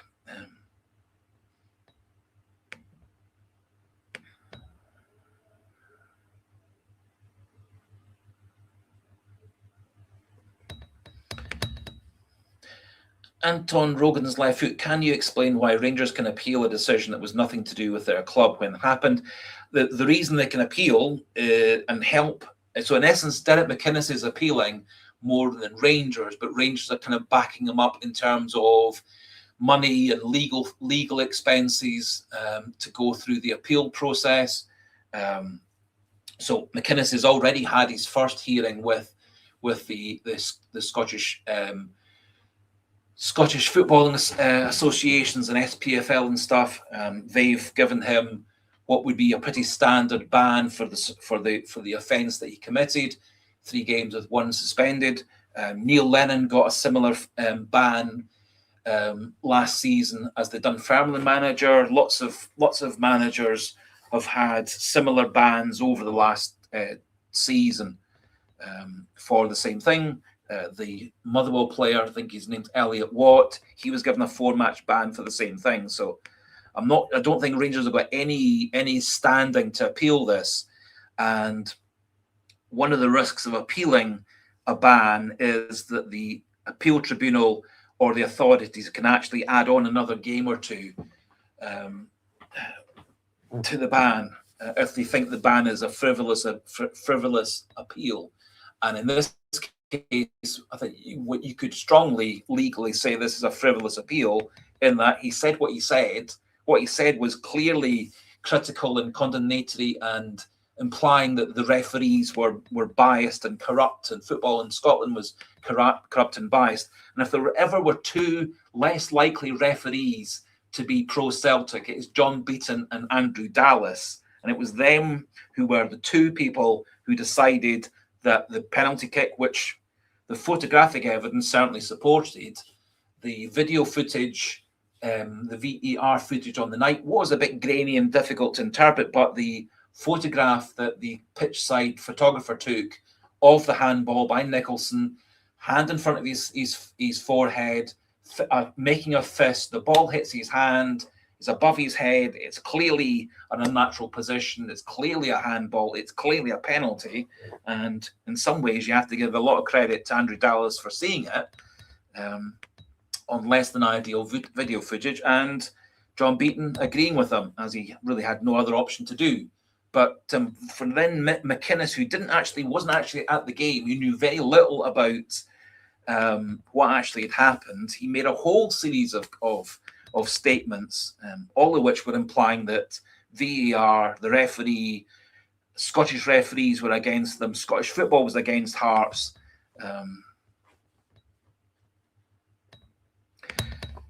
Quite right, Pat McLaughlin. If that appeal fails, McInnes's ban should be increased. That's typically the way, is that if the appeal fails and the appeal tribunal think the appeal had no grounds, and for me, there doesn't appear to be any actual grounds for appeal, because McInnes can say whatever he likes, that he didn't mean it the way that it sounded, but in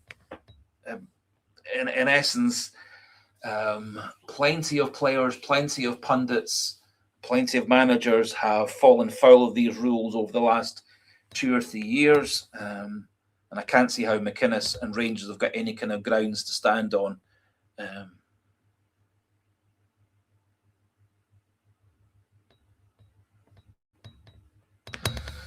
Kipper 67. I think you make a good point there, actually. Obviously, with Scotland and Britain not being part of the EU any longer, nearly everybody who comes to play in Scotland has to have work permits and visas. That's obviously going to be the case for Mika Baur, who's a German coming to play in Scotland. Kasper, who is a Danish player coming from Norway. He'll need a work permit and visas. If we are signing Hassan from Spain, he's a Frenchman who's got an Egyptian parentage. He'll need a work visa. Pretty much everybody will need a work visa, apart from Will Ferry, who is for Dundee United, who's already in Scotland. So that one, if we do look to sign Will Ferry, would at least go through quickly. Otherwise, it is going to be a few days, a few weeks of appeal paperwork and visas going to Holyrood and down to Westminster, the Scottish office in Scotland and the Home Office in England for work permits and visas. That was part of the reason why it took a couple of weeks for the Wilfred Nancy deal to go through, was the fact that there were 4 people coming from Canada and America, all requiring work permits. Only one of them, which was the guy Ampadu, actually was able to play in Scotland. It was able to be in Scotland because of the fact that he was English and Irish.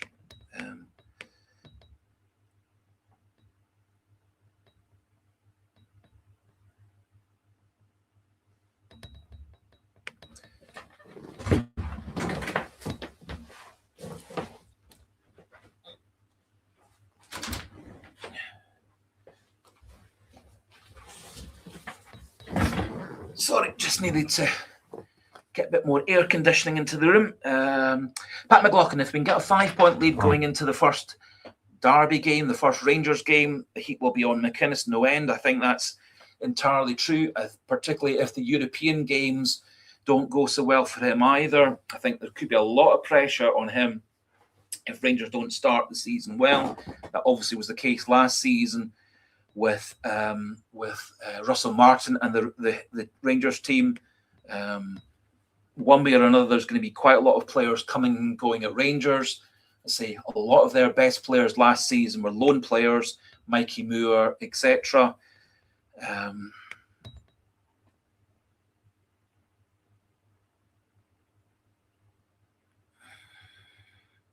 And so, and I say the question is whether the Rangers' current players are going to knuckle down and play the McInnes way, or whether they're going to down tools and throw their prams out the rattles out the pram like they did last season with Russell Martin, and say that they're not going to play this way. Good evening to you, Typhoon McFlustery.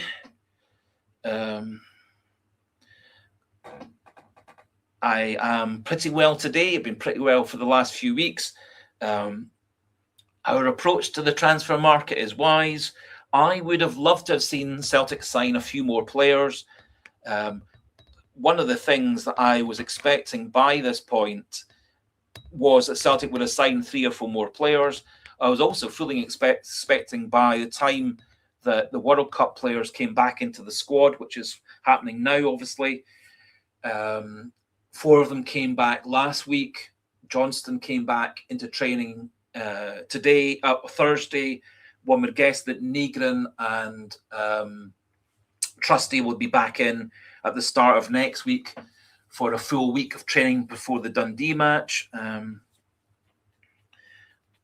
I was fully expecting by this point that we would have lost Maeda, we would have lost Engels, we would have lost Hatate, we would have lost maybe Johnny Kenny, we would also have lost Nawrocki, Yamada, Lewis Palmer, Stephen Welsh. So we've lost some of those players already, but many of the key big players at Celtic from last season are still at the club. So I was expecting Celtic would have had maybe 4 or 5 signings by this point, with another 2 or 3 in the pipeline. But I was also expecting that we would have lost 4 or 5 of our best players, rather than losing one of our best players and several of the backup players.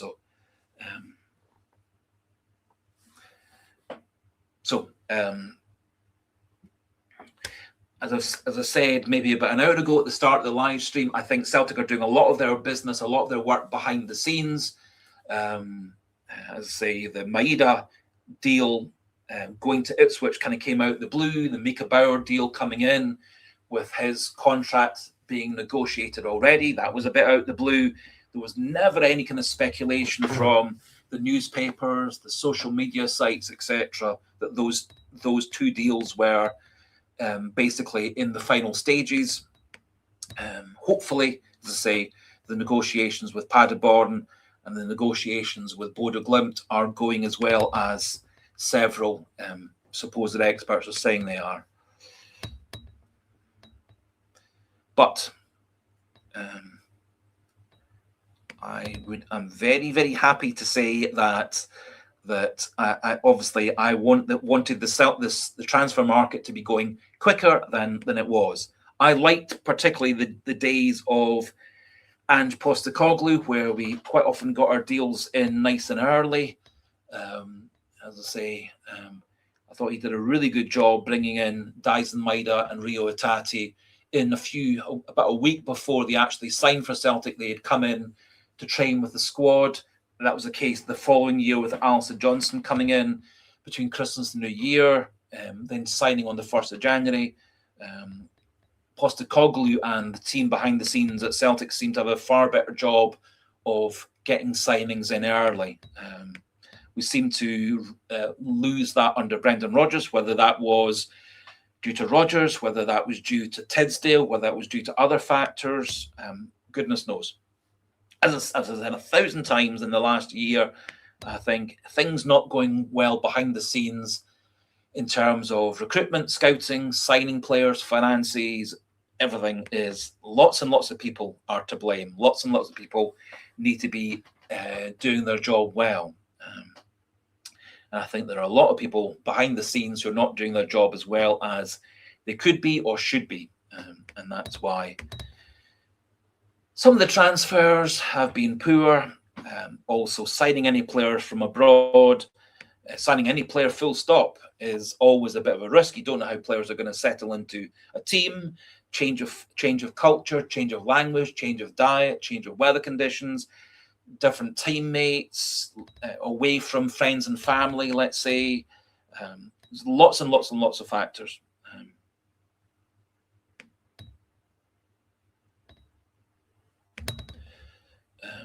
So, Painter X71, I have a feeling that Maeda was threatening work to real performances this season if Celtic didn't accept the lower fee of 10 to 12 million. Then they would have got nothing for him next year. I think one could possibly argue that was kind of the way that Daizen Maeda was for maybe early on last season when he got the Wolfsburg deal got turned down, and then he was, inverted commas, forced to stay at Celtic for another season. His performances for maybe the first half of the season weren't that good.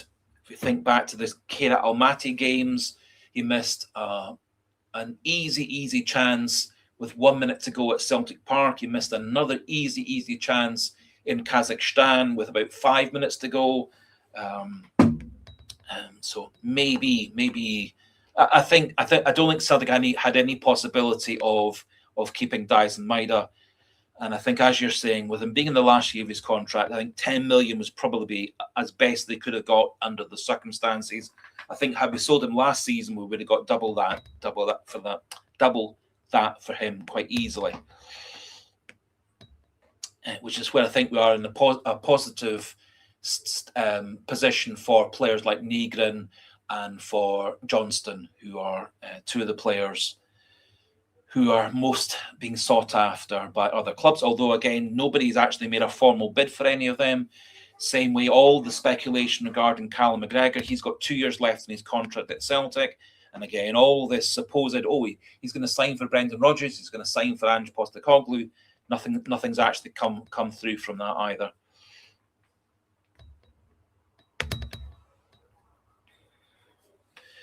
So, Chipper77, who's Isaacson? Isaacson is a wide player currently playing for Lazio. Haven't done a deep statistical dive on him, but I will be tomorrow or on Saturday. Really highly sought after player. Celtic did try and sign him a couple of years ago, try and sign, or at least talked about getting him in a season or two ago. I think last season they were quoted £15 million for him. I think the asking price now would be 10 million and dropping. I think his contract is up quite soon at Lazio. Lazio definitely are looking to move him on. So he would be yet another wide player. The fact that Celtic keep on getting linked to so many wide players in some ways is good, because that's clearly a position that Celtic do need, with us having lost Kuhn last summer and lost Maeda this summer. We really do need two first-choice number one wingers, one for one side, one for the other. I think Chinecki and Yang are good backups, but I don't think they're good enough at this point to be starting first choices for Celtic. So Celtic need one way or another to have true first-choice wide players who play and start week in, week out. Now, Camilo Duran might be one of those. That might be the rationale behind why we're signing or hoping to sign Kasper Hogh from Bodo Glimt, is that we're planning to use Camilo Duran out wide more often than through the middle, although he can play equally well both roles. Yes, so Clashman Umpty saying Lazio winning. So Isaacson, really talented player, has been successful, semi-successful in Italian football, maybe not really kicked on and improved as much or done as well as was first thought, but still a very talented player, young player, quality international, experience obviously in Serie A, experience at the highest level internationally, and I think he would be a good player to come to Celtic. If we're talking about Isaacson, Clashman Umpty's feeling is he's like Davy Problem without the curly hair. Get it done. It would be a good. I think it would be a good signing for Celtic. I think he's a player that would do very, very well in Scottish football. A lot better than Skov Olsen, who Rangers had on loan last season. He's way back to I think it's to Wolfsburg. Skov Olsen, a bit like Isaacson, had a similar great reputation. Then his career kind of stalled. Isaacson's has not stalled as such. It's kind of gone along at a steady level. It's not got better and better as some people thought it might do, but he's still a really very good player, and he's a player that Celtic have done a lot of scouting on in the past.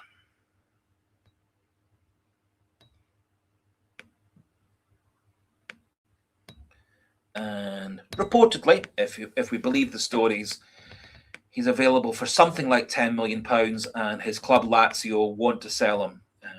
So there's not going to be sort of potentially hard negotiations as some of the other clubs are doing.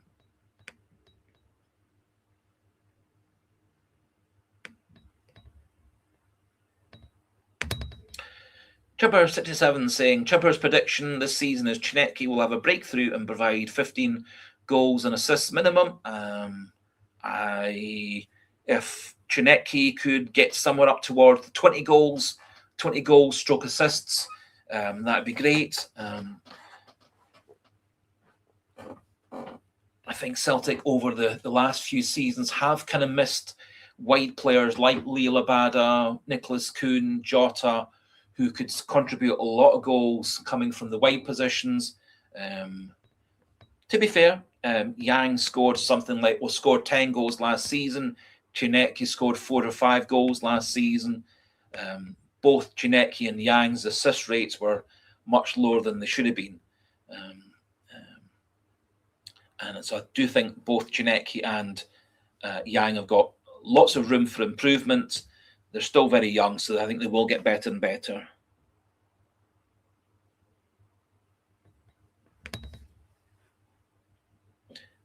Sorry about my keyboard. I'm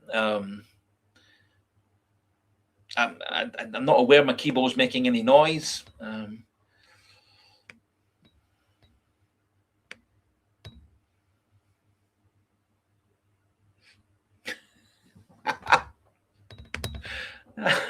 So San Fran Celtic suggesting we should appeal the ban so McInnes is on the sideline for every game.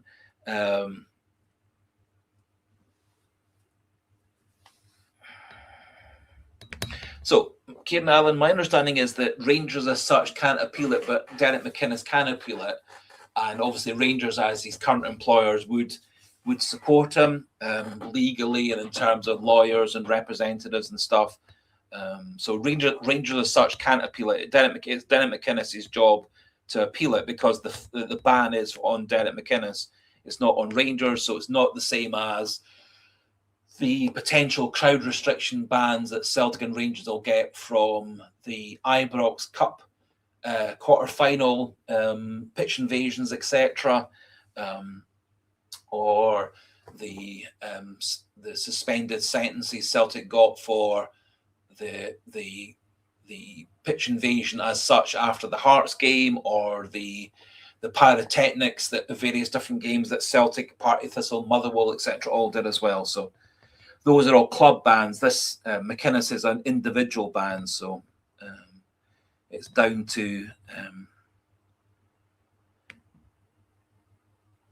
McInnes to appeal it. But Rangers can support him in terms of. Yep, Gary Simpson, they've got a previous for appealing an appeal. In general terms, appealing an appeal, it doesn't tend to work terribly well, but occasionally, when the evidence actually supports the appeal, that the footballing authorities do overturn bans. I don't think Derek McInnes will get President Trump on his side or Gianni Infantino on his side to overturn the red card appeal that Balogun had in the World Cup. I think probably, almost definitely, the McInnes appeal will be thrown out. And as I said, usually another week, usually another game or two is added on top of that.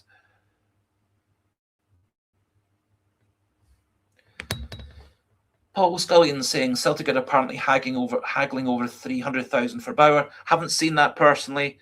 Not saying that that's the case or not the case. I haven't seen anything saying that that there's a haggling over 300,000. There's an awful lot of stories out there.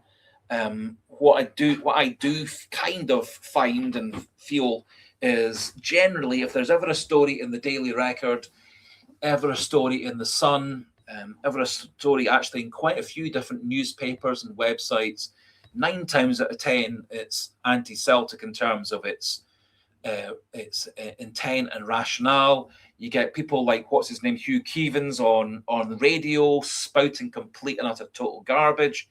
You get quite a lot of supposed experts and pundits, the Ali McCoyce, the Guy Halliday, ex-Rangers, ex-Motherwell player, who says all these different things, no foundation, no evidence to support what they're saying.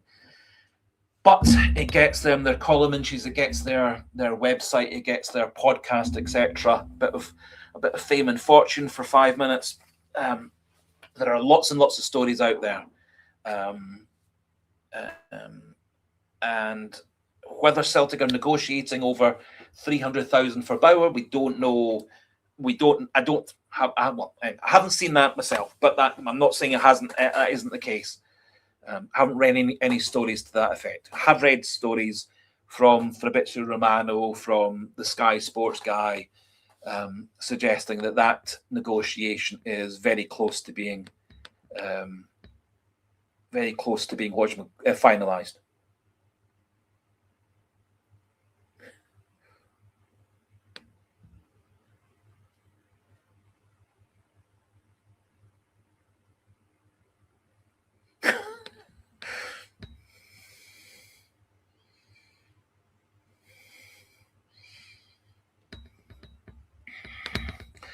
Kieran Allen, I think the thing with the McInnes ban is the fact it's McInnes who got banned rather than Hearts or Rangers. So in essence, it's nothing really to do with the club that he's managing now or managing then.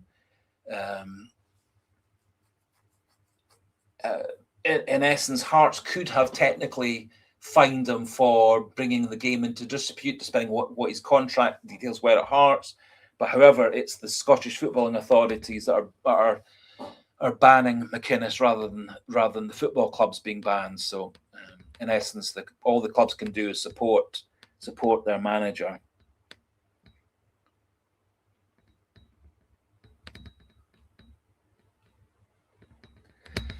Thank you so much, Pork Chop Express, for being on the live stream. Great to have you back on. As I say, Pork Chop Express, one of the early people on the channel from years and years, 3 years ago.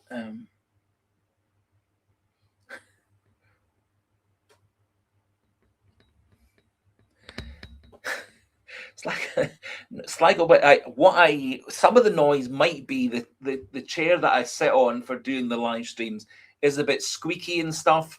It probably needs oiled.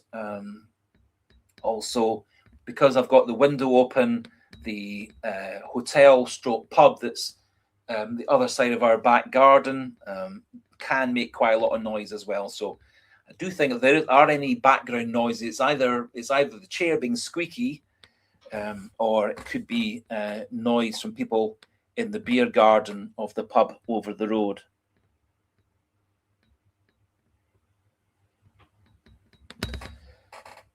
Hoopsaholic 1888. I'll believe the rumours when they show us the big hairy Kasper. I completely agree.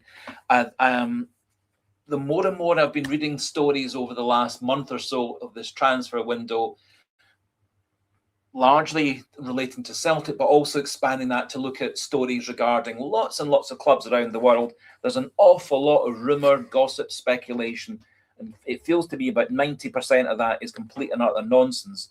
And it really, for me, is when the player actually turns up at the airport in the country they're playing in, coming to Glasgow, as was the case with Camilo Duran. There was footage of him getting on the airplane to fly to Glasgow, then Glasgow to Portugal. When the player flies in or is in an airport getting ready to fly to Glasgow, then I'll start to believe the stories. I think there's an awful lot of gossip, rumour, stories created to make controversy and sell newspapers and sell online stuff.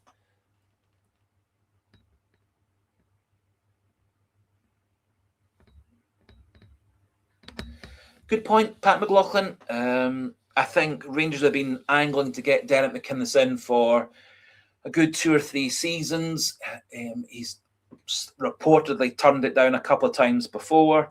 I think he maybe was a bit scared to take on the Rangers job. I think he prefers the lower profile like Kilmarnock, Hearts, Aberdeen, etc. I think he's probably a bit scared to take on a really big club. I think he knows that the pressure of being Rangers manager is 100 times more than he's ever had to experience at his other clubs. In essence, at Rangers, coming second isn't acceptable. I don't think he'll be allowed to come second in the league or the cups. Don't think he's got the same ability that Steven Gerrard had to be a failure for 2 or 3 seasons before eventually coming good. And even in the Rangers season, when they won the league, they didn't win either of the cups, even though that Celtic team was one of the poorest Celtic teams I've experienced in the last 50 years.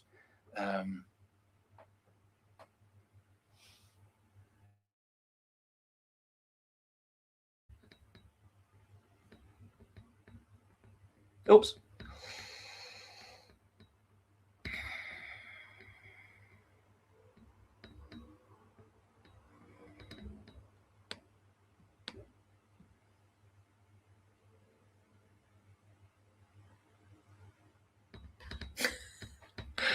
Yeah, you make a good point, Slagger Boy. You're saying you're falling asleep now, perhaps. All our 5 titles was just a dream. So 9 in a row, then Rangers won the title. Then we've had 5 in a row. So 14 out of the last 15 titles have been for Celtic. Most of those 14 out of the last 15 have been accompanied with a cup or cup or 2. Totally agree with everybody. That European football hasn't been added on to that. There are lots of different theories as to why that's the case. I think one of the things that Celtic's lacked that a lot of great clubs have, and that Celtic have had in previous years, is continuity of playing staff, continuity of management staff. If we go back to Ronnie Dahlia, 2 years, Rodgers was 2 and a bit years, Lennon was 2 and a bit years, Postecoglou was 2 and a bit years, Rodgers was 2 and a bit years again. So I do think having continuity to go from one season to the next, to the next, to the next, having a whole string of players who are there year after year after year, I think that does help with clubs being solid, having a definite playing style. We've talked often about how good Bodø Glimt are. They've had the same manager for 8 years, the same coaching staff for 8 years, and they've had a conveyor belt of younger players coming through to replace older players as the players move on or retire, etc. And I don't think that's something that really Celtic have had, particularly in terms of management. And we've also had quite a lot of turnover of squad, and not a lot of players who've been with Celtic for many, many years. Callum McGregor obviously being the major exception to that, of being a player who's been a first-choice player for a long, long time at Celtic. We're kind of losing a few of those players, with Maeda moving on and probably Hatate moving on as well. So it's probably then going to be consequent on players like Scales, Carter-Vickers, Johnston, Tierney, who've been at the club for quite a number of years to keep things moving forward.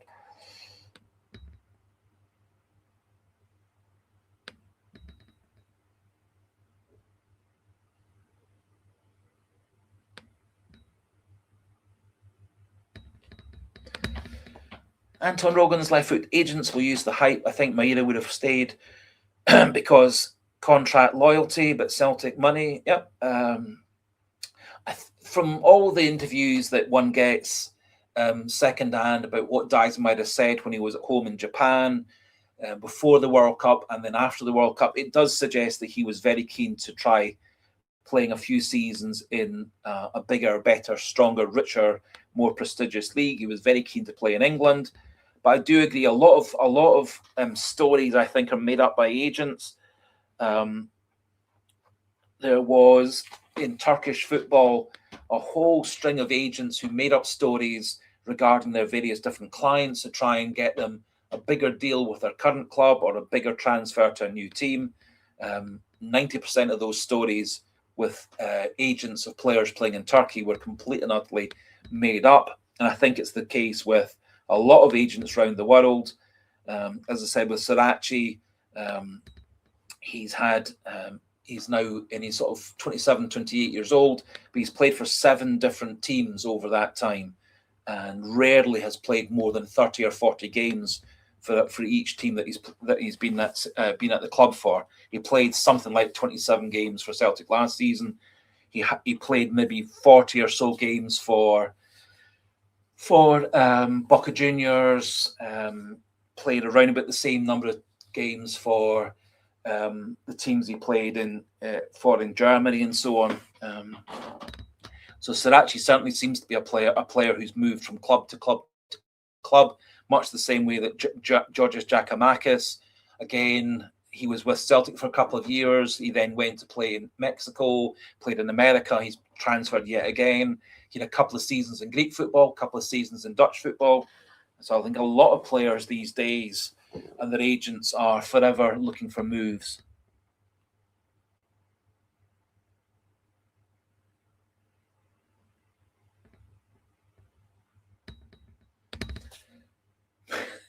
Clashman Numpty saying that we have to call him daft, but he's starting to think the board is extracting out the face base, I forget his fan base.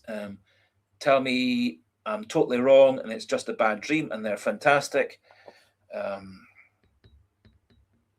I think the board members are keen to keep Celtic being financially strong. Celtic being financially strong does mean that if we can convince a player to come to Celtic, that we can spend £11 million to bring Arnie Engels to the club. We can spend £9 million to bring Ida to the club. We can spend £8 million to bring Jota back to the club. We can afford to give Kieran Tierney £50,000 a week.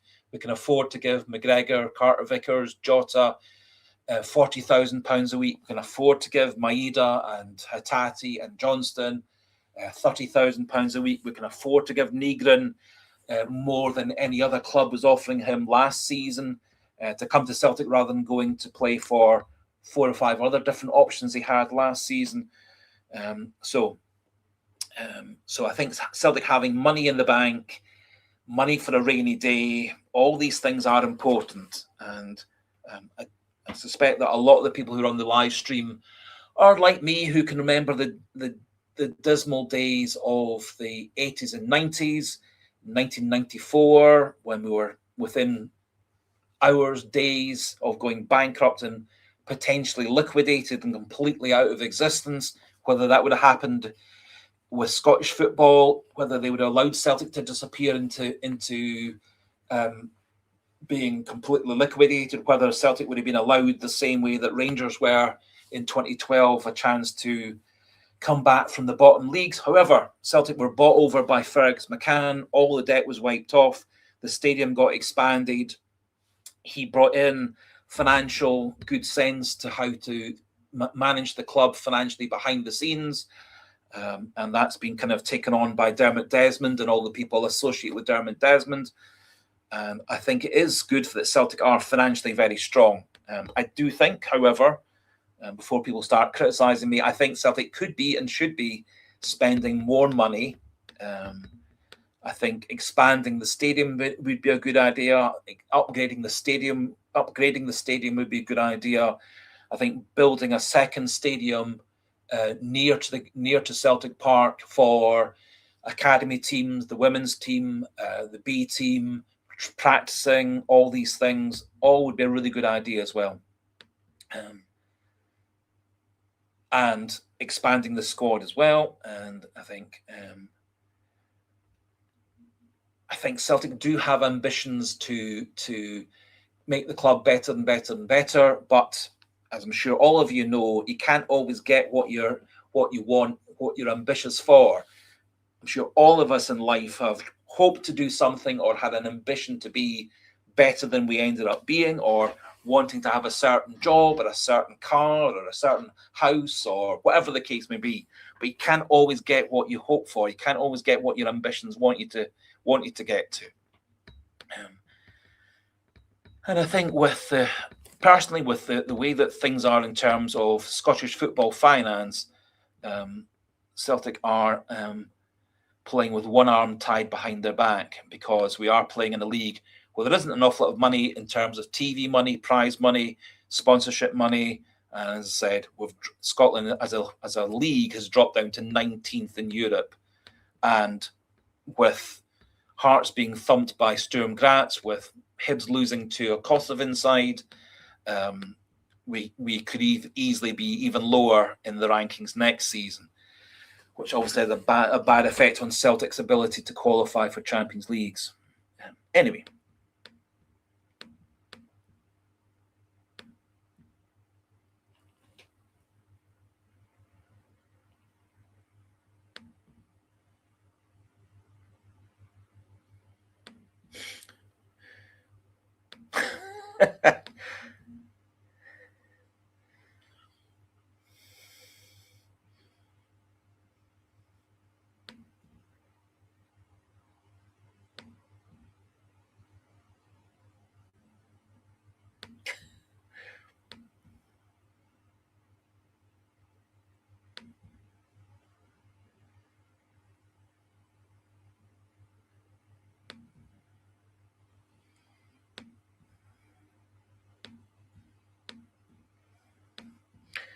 So just trying to catch up with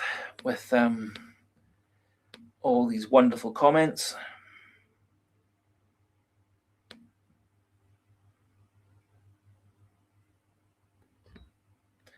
Yeah, it's a point I've tried to make, and San Francisco Celtic is sort of echoing that. No one is privy to the negotiations. The media have our fans in strings at this time of the year. I completely agree. The only people who really know what's going on in terms of negotiations, be it for Kasper Hogh or Hassiem Hassan or Mika Baur or all the other players that Celtic supposedly are looking at, is Michael Nicholson, people in Michael Nicholson's team, the agents for the players, and the corresponding people at the other clubs. And there are quite a lot of the stories of players that Celtic have been linked at for the last 20 years. I'm sure all of us can accept that 90% of them, 75% of them have been complete and utter nonsense. And there never really was a link between Celtic and such. All the nonsense regarding Elijah Just of Motherwell, constantly saying in the press that Celtic were in for Elijah Just. All the stories and indications coming from Martin O'Neill when he talked about it last season was he didn't think that Elijah Just would fit into the Celtic system. That's why Celtic weren't looking at transferring him. I think a lot of Celtic fans and Celtic social media sites loved Elijah Just. I thought he was a really, really good player. I think he probably was good enough to fit into Celtic's team. However, a lot of the stories are that O'Neill didn't fancy him within the way that he wanted Celtic to play last season or this season. So I don't think Celtic ever was truly looking at signing Elijah Just this summer. And so it proved. I also don't think that Elijah Just wanted to stay in Scottish football. I think he wanted to move down to England. I think he thought it was kind of a stepping stone. Going to Swansea might get him into the English Premier League next season or the season after, either directly with Swansea or more likely by having a really good season and then getting transferred.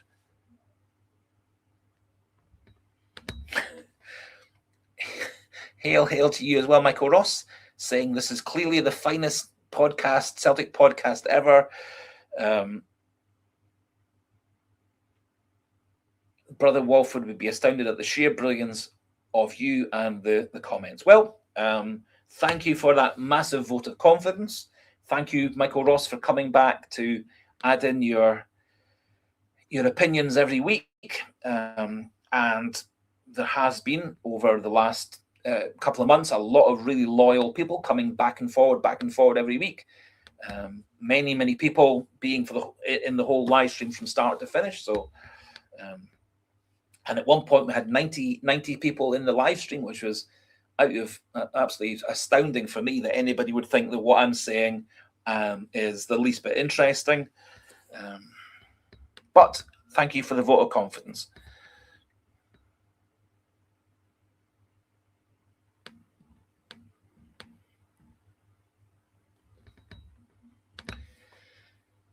Good day to you, Gordon Flowers. It will be late morning where you are in Australia. Hopefully it's a lovely sunny day with you as well. Thank you for joining in.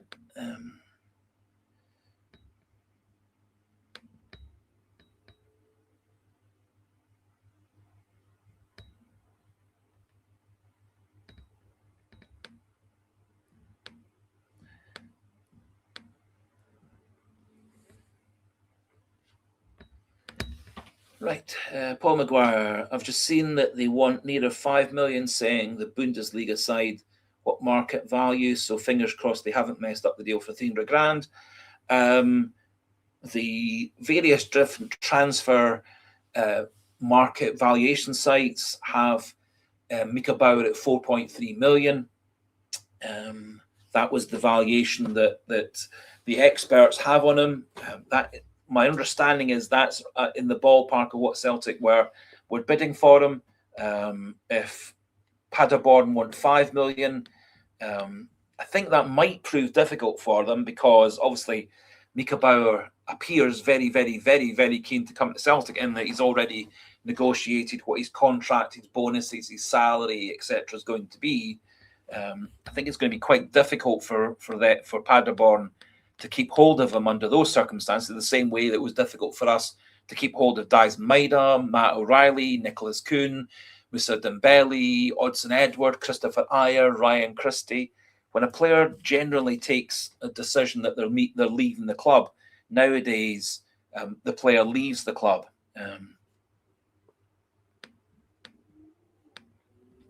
However, we'll see.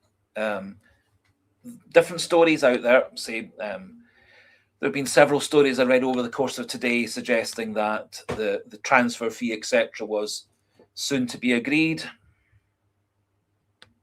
But we'll find out. We'll find out in the next 24, 48 hours, etc. Or hopefully we'll find out in the next 24, 48 hours. And me, like you, Paul Maguire, like Clashman Numpty, Kieran Allen, Anton Rogan's Live Food, like all of us, we don't know what's going on.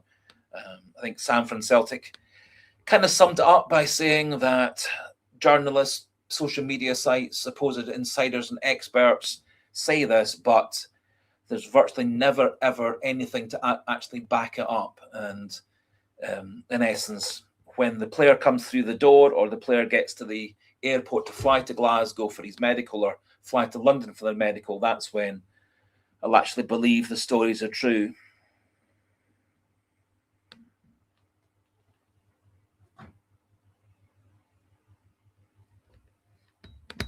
Yes, Paul Maguire. I remember way back at the start, it was about 10 of us. Yep. And I remember with my very first live stream, there was nobody on the live stream. And then one person was in the live stream. Happily, when I restarted the live stream 12 months ago, we started with 10, 15, 20, and then the numbers have gone up and up and up. And I am eternally grateful because actually the live stream is all about you. I admittedly, it is me that talks for a lot of the time, but it's your comments in the comment section that actually make the live stream. It's your back and forward amongst yourselves in the live stream that actually makes the live stream work. Me giving opinions, some of which people agree with, many of which people disagree with, is a small part of the live stream. The big part of the live stream is you lot coming up with brilliant ideas, putting forward some brilliant points, and then also quite a lot of back and forward and debate amongst yourselves through the comment section. So thank you to everybody who contributes. And hopefully, maybe over the next year or so, if my finances improve and if the subscriber numbers and viewer numbers go up a wee bit more and a wee bit more, I'll be able to expand the IT and maybe even expand the live stream facility as well. Because there are one or two ideas I'd like to do with the live stream, but I can't do it because I haven't got enough money at the moment for another year or so. That's not a plea for money. In essence, in a year or so time, I will be, due to pension things, I will have more money in when I'm 60, which is 12 months away.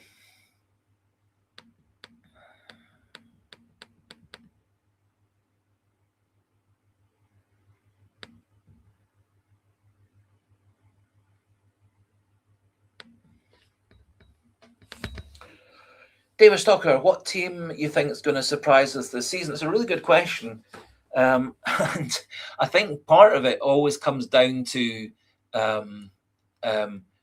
if we think back to 12 months ago, I don't think anybody really would have thought that Motherwell would have come from the previous season being down in the bottom 3 or 4 to being up, ending up challenging at one point, actually challenging for the title. The way that McInnes turned around Hearts was quite dramatic last season as well.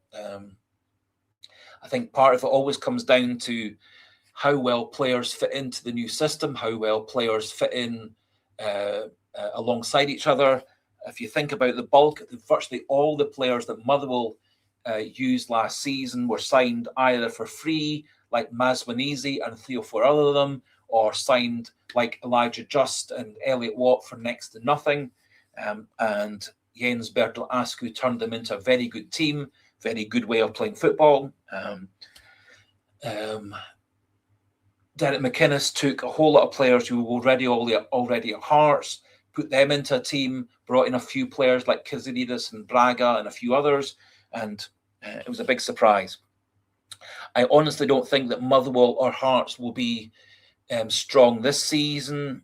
Maybe Aberdeen has a bit of a renaissance. Maybe Dundee United have a bit of a renaissance. They've both got very good managers. I think probably this season, my own feeling is that Celtic will win the title, win the league. Rangers will come second. I've got a funny feeling that Hearts are probably going to drop off down the table a bit. Maybe Hibs will push forward next or this season coming. It's very, very difficult, I think, in Scottish football to predict who's going to do well and who's going to be a surprise, because a lot of teams have a big turnover of players. They bring in players, many of whom we've never really heard of before, and sometimes like Maswanizi, Just, Watt, Sparrow, Longello, Kazididis, Braga, they turn into really surprisingly good players, or their managers make them play better than they've ever played before. Remembering that Maswanizi was basically let go by Leicester, and Motherwell picked him up on a free transfer. And for the first half of last season, he was one of the best players in Scotland. I thought he kind of faded away in the second half of the season, and Elijah Just, Braga came from lower divisions in other countries to be big surprises. So I think it's actually a wee bit difficult at this stage of the season, before anybody's actually played a league game, to actually know quite how who's going to start well. Quite often, if you start well, like Hearts did last season, you have a bit of momentum and confidence behind you, and then you can really kick on and build on that.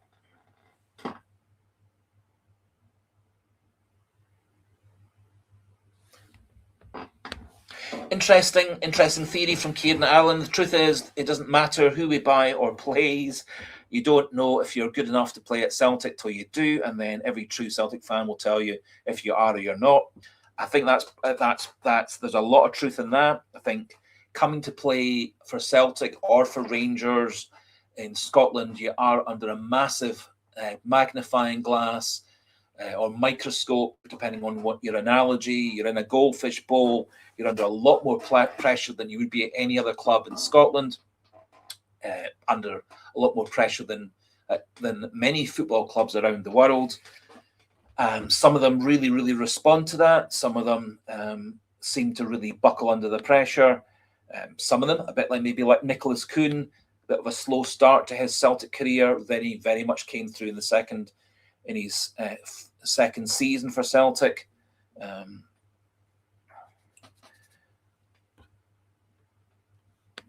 I've got my personal feeling is that in terms of personality, Janetki and Osmond are two players that could really kick on the season. A bit similar to what Clash Manumty said a wee while ago. I think Colby Donovan could actually prove to be a very good player for Celtic this season. Don't think I think he's a couple of seasons away from being a true first choice Celtic right back, but I think if he keeps on improving as he has over the last couple of seasons, I think he's very quickly going to become, unless Celtic bring in another right back to replace and bringing another right back to replace him in the pecking order. I think he's going to be Celtic's number 2 right back for next season, or this season, coming behind Alistair Johnston. With Johnson having 3 years left in his contract, I don't see him leaving the club this season. I also think that he's quite settled at Celtic as well. And I think he's also got a couple more years of improving at Celtic before he's going to plan to move on to another club. But we'll see how that transpires over the next 6 weeks or so.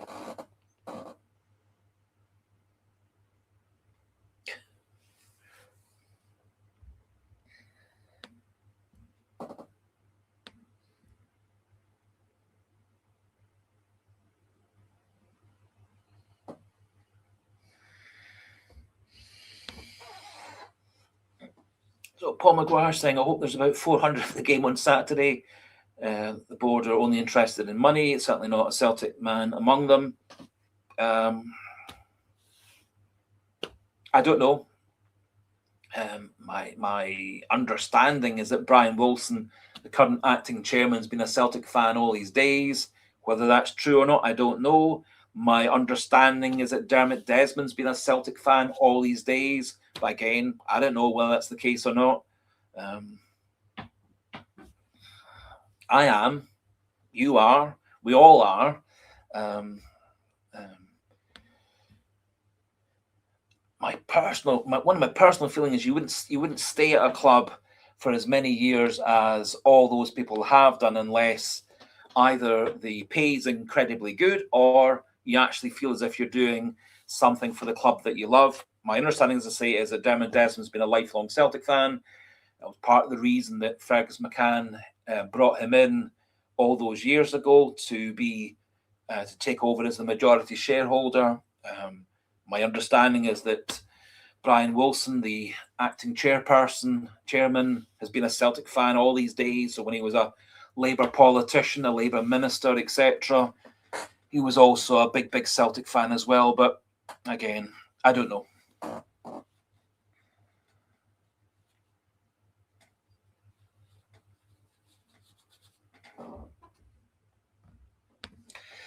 Anton Rogan's live foot. The board members' wages stay the same no matter how much you don't give to Celtic. I think that's there's a lot of truth in that. Actually, people like Michael Nicholson and Mackay, the chief financial officer, probably actually probably their contracts have bonuses if Celtic do certain things. So which is why I actually think, in terms of their bonus schemes, etc., if they do have bonus schemes, the better Celtic do in terms of Champions League, winning prizes, winning leagues, etc., actually probably is in their interests. If Celtic do better and better in Scotland and better in Europe, that also will boost the share price, get more investment into the club through that, which obviously then puts up the how much Dermot Desmond shares are worth. So I think in essence, the better Celtic do on the pitch, be it in Scotland and be it in Europe, it actually does. It's actually in the interest of the board members for that to happen, rather than the other way around.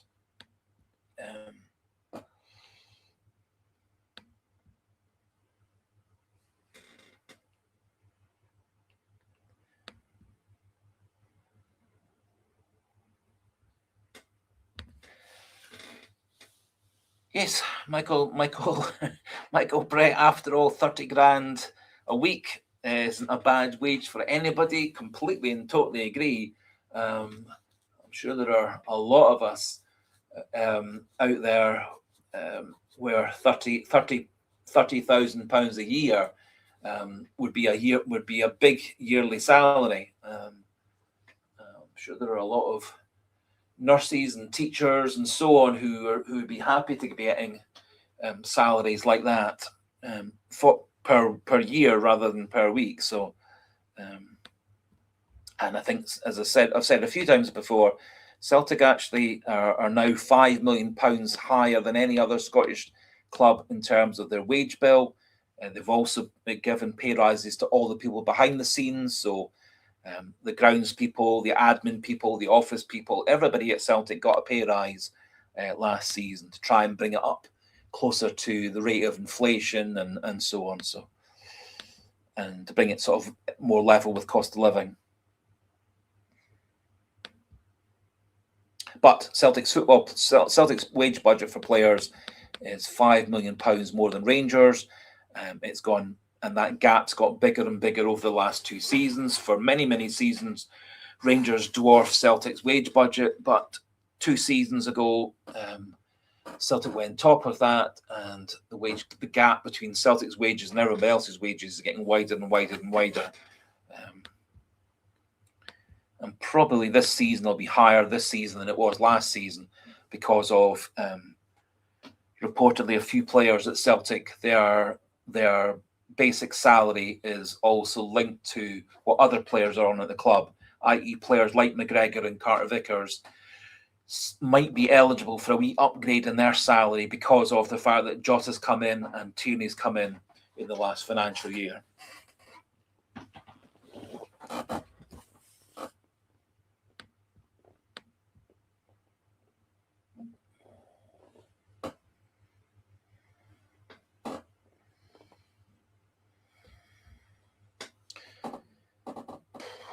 Anton Rogan's left foot, I guarantee Celtic's not their main interest. Well, my understanding is the actual shareholding that Brian Wilson has isn't that much at all. Thinking back to before, Peter Lawwell, who was the chairman, again, his shareholding at Celtic wasn't that great either. They in the roles that Wilson has and Lawwell used to have, in essence, they would get expenses. They wouldn't be getting they wouldn't be getting a salary as such because they were non-executives, but they would have got expenses for travel and entertainment and this, that, and the other. But in terms of actually getting money out of the club, neither Wilson nor Lawwell would be getting particularly much. Nicholson obviously is a different matter. He's an executive, and he gets very financially well remunerated.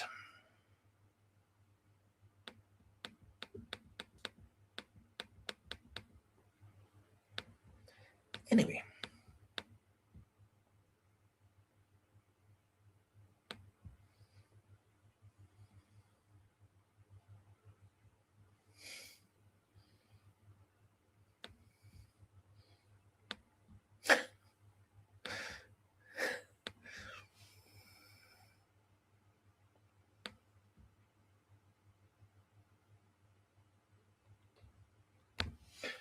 That's a really interesting point, Paul Maguire. If Maeda goes to Ipswich and it doesn't work out in 6 months, can we have him back? Which is obviously, well, it wasn't quite 6 months later that we got Jota back, but Jota had a very poor time in Saudi football, very poor time in French football, and we got him back. I think it was 18 months after we sold him for 25 million. We bought him back for 8 million. Obviously, the gap was a bit longer with Kieran Tierney, but I think there is if Maeda has a good time at Ipswich, but Ipswich get relegated, which is what I would predict at this point. Maybe we get Maeda back next season. This time next season, so I do think he actually would have carried on being a really good player for Celtic for another 2 or 3 years quite easily.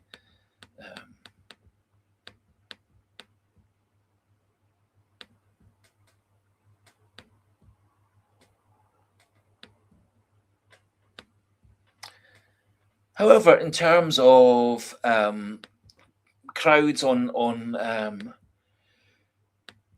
Saturday, I don't actually really ever particularly take much notice of pre-season friendlies in terms of the results that we get, the crowds that we get. Certainly, when I had enough money to go to more Celtic matches several years ago, many of the friendlies I went to at that point, the crowds were very, very small anyway. We've had some really good results in pre-season friendlies. We beat Chelsea, we beat Man City a couple of years ago. We beat Newcastle 4-0 last year in a pre-season friendly. So I don't really take much notice of pre-season friendly results. We've obviously had one draw against Shelburne. We've got beaten by Sporting Lisbon. We got a draw against Middlesbrough. For the most part, in all those 3 games, we played a mixture of starters and backup players. In all those games, we didn't have any of the World Cup 8. We should have 4 or 5 of the World Cup 8 back in the team on Saturday, be it as starters or be it coming off the bench. But either way, I don't take an awful of credence or heed of results one way or another in terms of pre-seasons. I think it would be nice for the Celtic Park to be at least half full on Saturday. I think it'll help maybe the players play a bit better, because I think there's no doubt that a 60,000 screaming and shouting partisan Celtic crowd puts opponents off and makes Celtic play 10-20% better. A lot of top level players from around the world have said they found playing at Celtic Park on particularly European nights very, very intimidating.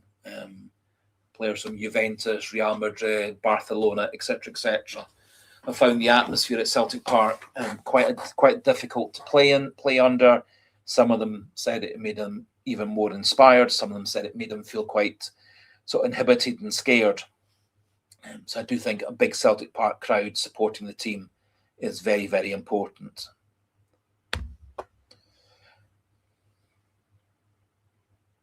Yes, an actual statement today saying that he told his agent he wanted the Turkish move proves how much rubbish we are fed by our own fans. Mass hysteria, I think.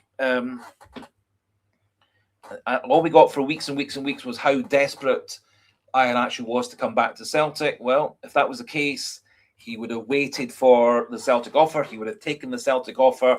He wouldn't have got his agent before the contract with Celtic was even expired first time around. By that point, he'd already been scouting Iheanacho to Brazilian clubs.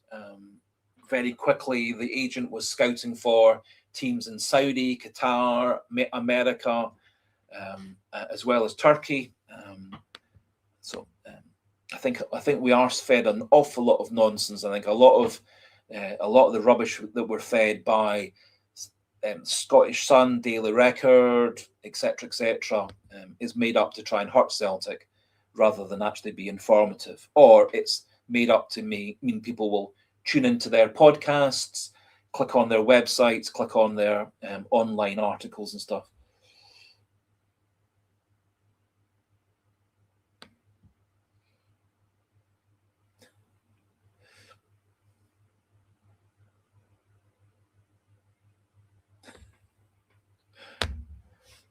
And Michael Ross, I did miss your. I kind of skipped past your question about cartoons. There were lots and lots of cartoons and children's programs that I liked long time ago. Inspector Gadget, yep, Little Hobo, Danger Mouse, Captain Pugwash, Rhubarb and Custard. There was lots and lots of them. But then that's when I was young.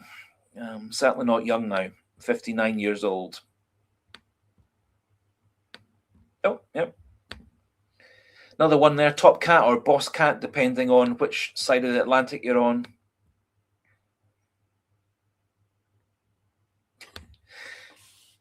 Craig McLean, we used to get Gaelic Hour on TV in Scotland. You're completely right, in the summer holidays. And it was quite interesting watching various different cartoons translated into Gaelic that you'd already watched in English previously. Anyway. Flintstones, the Hair Bear Bunch. What was the other one? Hong Kong Phooey. There was lots of them. Scooby-Doo. There was lots and lots when we were young.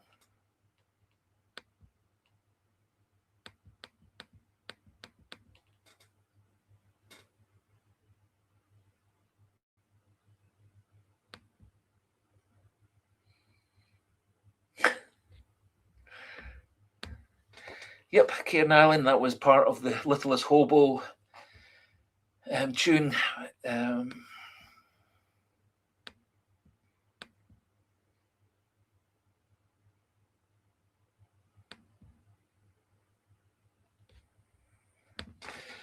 Getting back to footballing things, Paul Maguire. Yep, and when I was having a look at the Motherwell starting lineup for their game against the Faroe Islands team, it was actually really interesting how very, very few of the players who were key players last season for Jens Bertel Askew were playing today. They've obviously lost a few players who were on loan. They've lost probably their best players, apart from Maswinizi, have all been sold on. Longello was on the bench. Sparrow was playing at right back. But there were very, very, very few players still at the club that were part of their players last season. And it was interesting that Maswinizi wasn't in their playing squad, not even on the bench, which makes you think that there's a deal for Maswinizi to go somewhere else. A lot of speculation that Maswinizi was being lined up to go and play for one of the Belgian clubs, but we'll see whether that's true or not. There certainly hasn't been any suggestion that he's coming to Celtic, but the way things have been, who knows what will happen tomorrow or the day after or next week. But it certainly was interesting. He wasn't part of their squad for today. Didn't see anything on the BBC sports site to say he was injured or he was being rested or whatever. They didn't really explain. It didn't really explain why he wasn't in the starting lineup. Maybe people have read other articles that did clarify why he wasn't playing. But if we are reading any significance into that, the last time that Bodo Glimt played, Kasper Hogh was on the bench rather than playing. Knutson said that was just simply squad rotation. It seems a bit unlikely that's the case, but we'll need to take his word at it.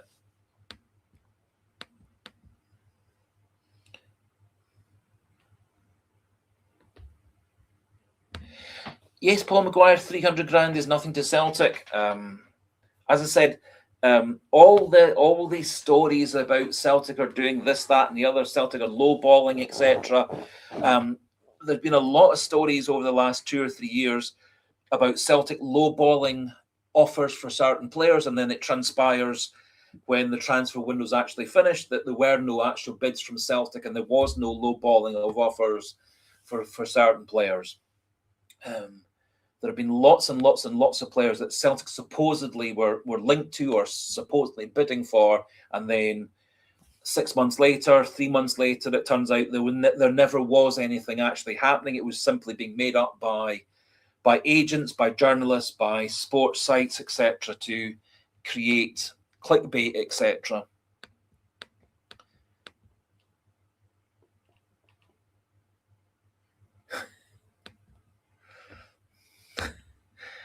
Rather personal question, Michael Ross. I don't dye anything. My hair is just the color it is, and the moustache is just naturally that color.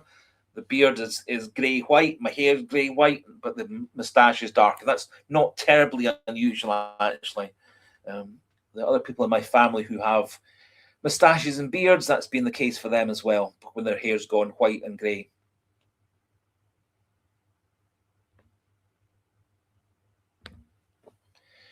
Smell the glove. Yep. So I've got a few pensions from my time at work that are cashing in when I'm 60. So I chose for a variety of reasons to retire a couple of years younger than I was first planning to. That was partly due to health reasons, partly due to our mortgage being completely paid off earlier than we were expecting, and my good lady, Mrs. David 67, said I should be rewarded for having worked all those years supporting her when she'd been off, obviously having our family.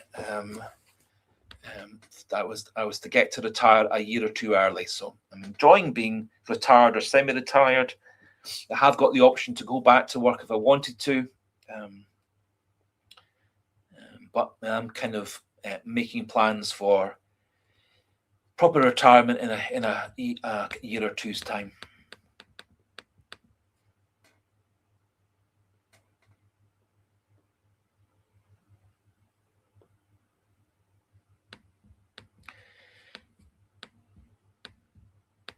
Yep.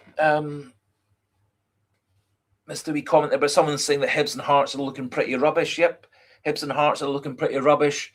Whether Hearts under their new manager, the Belgian guy, whether they'll turn things around, they still have quite a lot of decent players at the club. They've brought in a lot of players in this transfer window as well. So we'll see whether that Tony Bloom magic scouting computer thing actually works or not.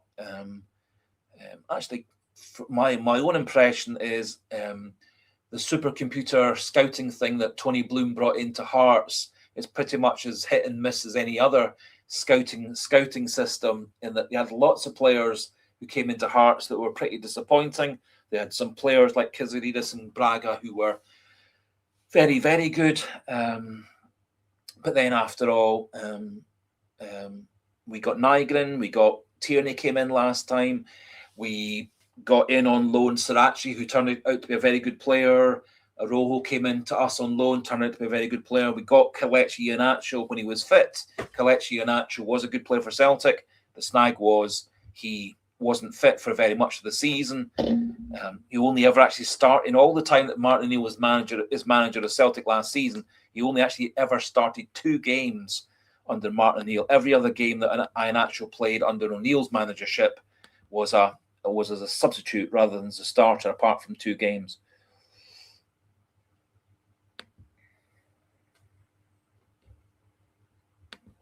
Yes, San Fran Celtic. It's going to be interesting to see how Askew gets on in French football. Motherwell made a really dramatic turnaround in terms of their playing style, their success last season. I think very few Motherwell fans would have been hoping for a top 6 finish in European football at the start of last season. They have got a lot of money in the bank, partly from the Lennon Miller transfer a couple of years ago. They've got tons of money, obviously, selling just for $6 million to Swansea. Whether they can actually use that money to buy players, whether they can use that money to reward the players who want to stay at Motherwell is a different matter. I think they're going to struggle to spend the money that they've made on Lennon Miller and Elijah Just, and the other ones have sold, like Elliot Watt. They got $1 million for him. Just a wee second, I'm going to let one of the other cats out.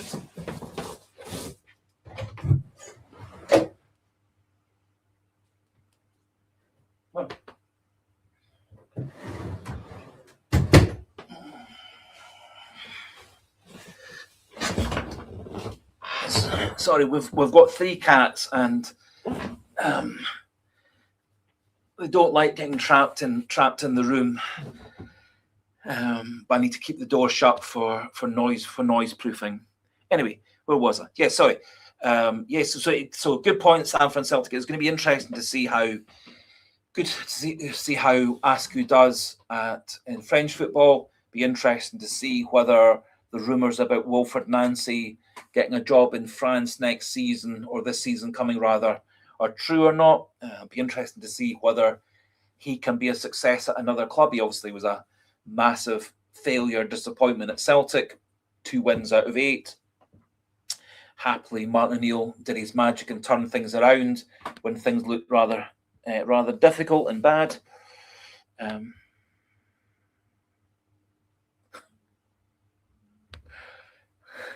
Michael Ross, I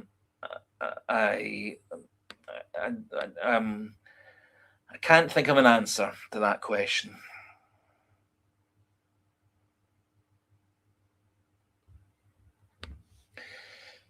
Anton Rogan's live foot. We have cut players that never play. I was actually rather disappointed that Hayato Unamura got moved on.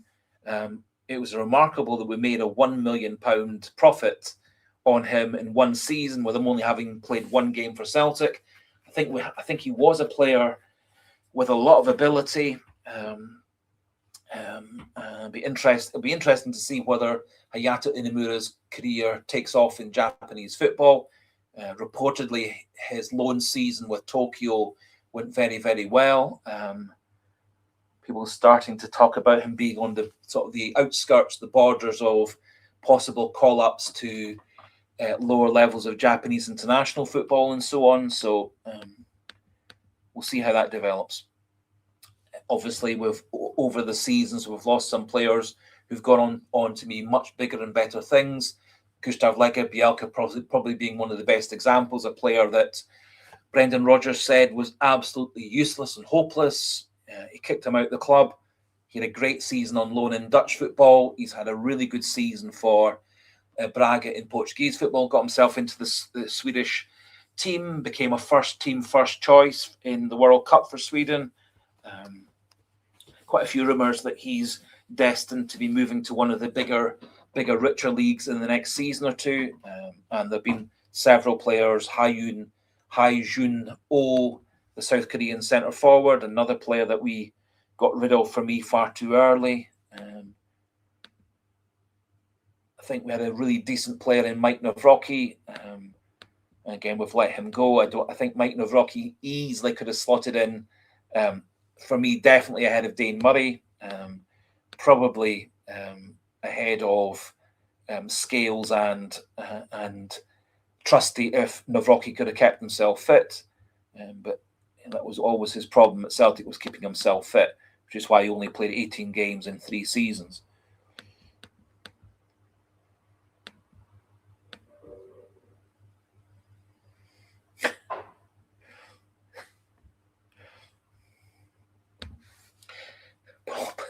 Paul Boy suggesting the Rainbow was a good program. Wasn't the biggest fan of Rainbow, but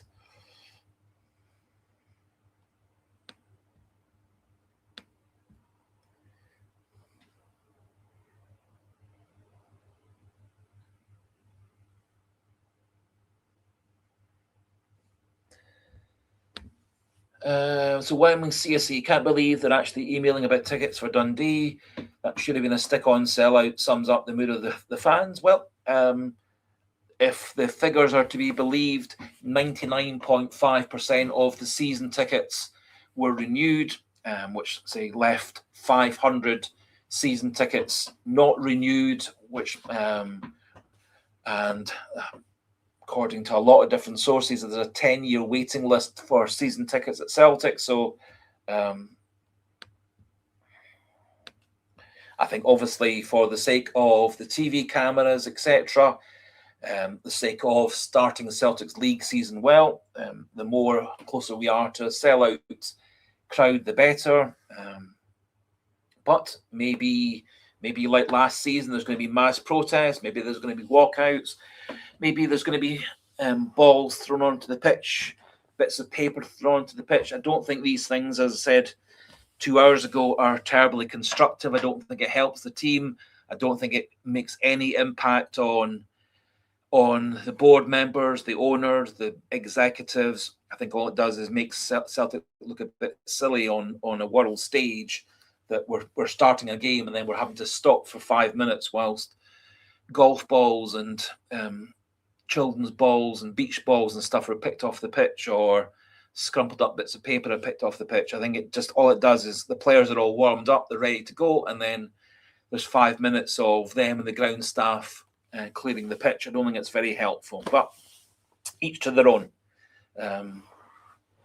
I would expect for the first game of the season, the flag day, etc., there will be a near enough 100% sellout. We'll see. We'll see what actually happens on the day. But let's say 99.5% of the season tickets were renewed by last year's fans. So for me, that's quite an encouraging thing.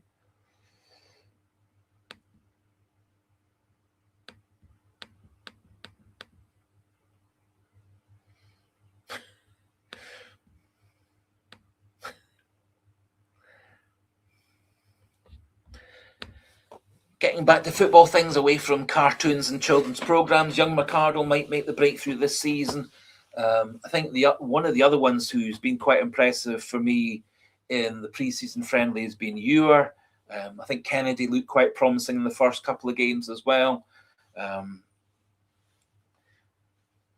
do think in terms of Celtic's long-term success, getting more and more of our young players through the academy, the B team, into the first team is actually quite an important step.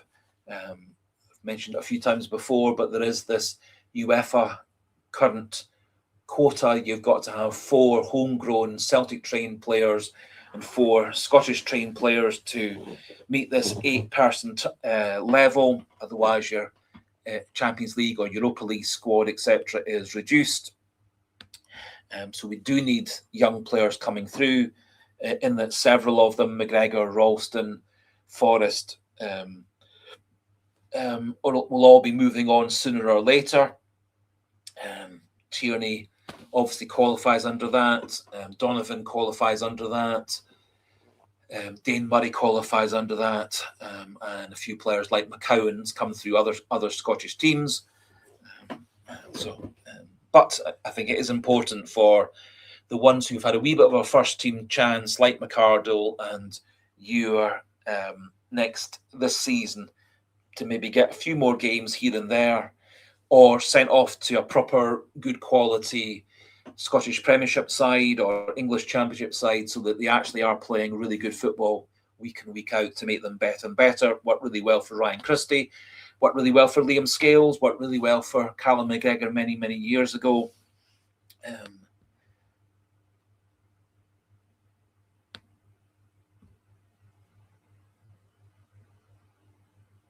And certainly Ewer had a good season last season, although it was on loan, although it was slightly curtailed by injury last season.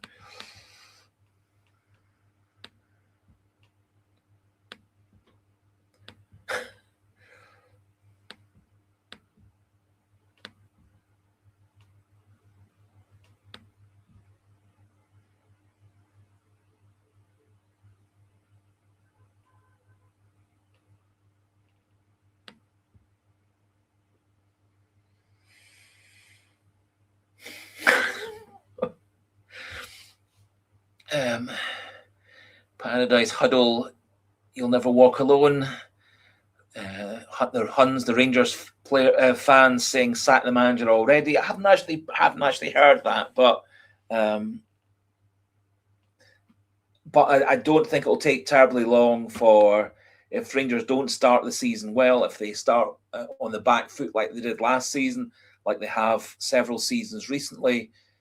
I think the pressure will very quickly fall on McInnes, it'll fall on Shanklin, Devlin, etc., etc. And the question is whether they're good enough to stand up to the pressure or not.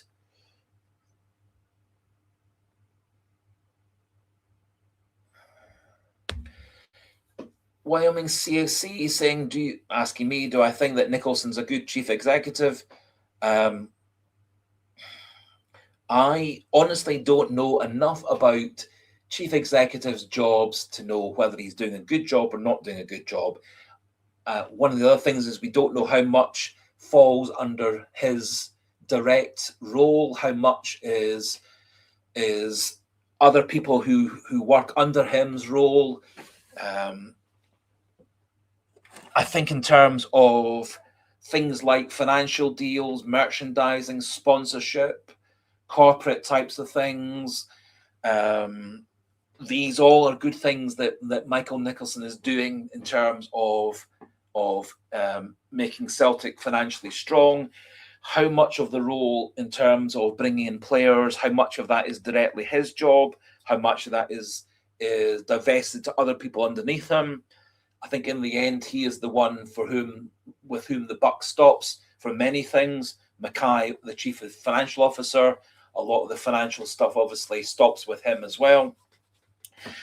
But I don't think actually I know enough about what Michael Nicholson's specific role is at Celtic to know whether he's doing a good job or not. What I do know is Celtic have got lots of money. That's partly good work in the transfer market, selling players. I think they have been successful in terms of things like merchandising, sponsorship, shirt deals, maximising the income they get from food and drink and all these other things. And if we measure Celtic success of chief executive based on domestic success, 14 leagues out of the last 15, cups and 1 or 2 cups, most of those 15 seasons, apart from the 2021 season. So if that's what we're measuring success of chief executives on, the answer would be yes. If we're measuring it on expanding Celtic's success into Europe, the answer would be no.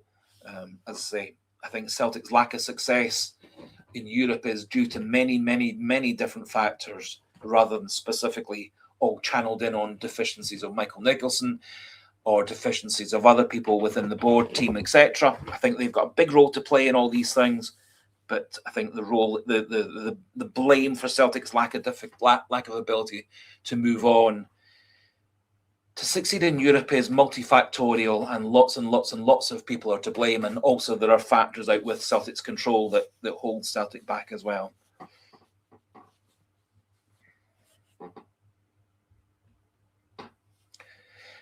San fans, Celtic, the one person you despise is Ross Desmond. I think his performance at the AGM was very ill-advised.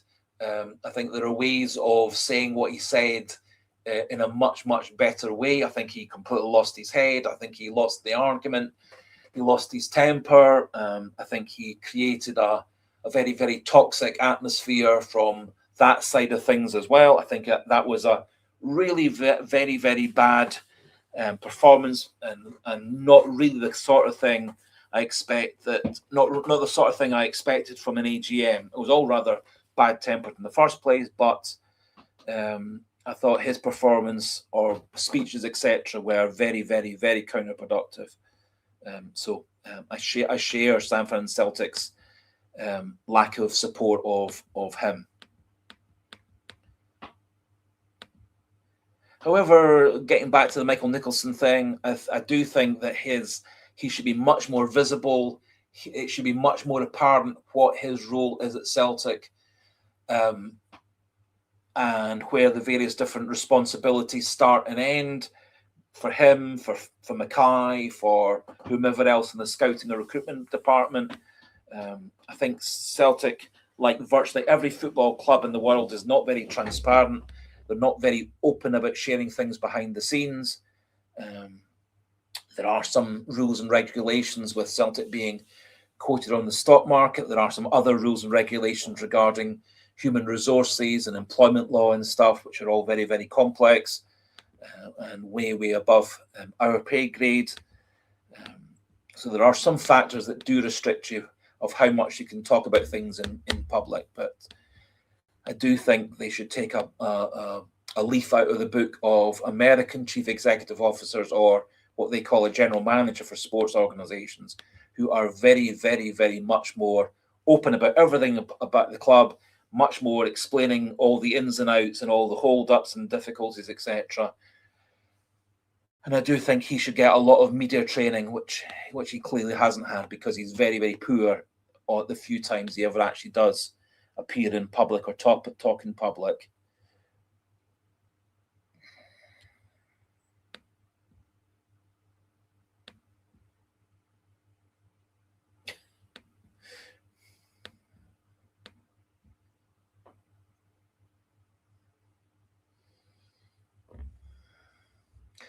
Smell the glove, suggesting that Nicholson and co will disappear off to Fraggle Rock.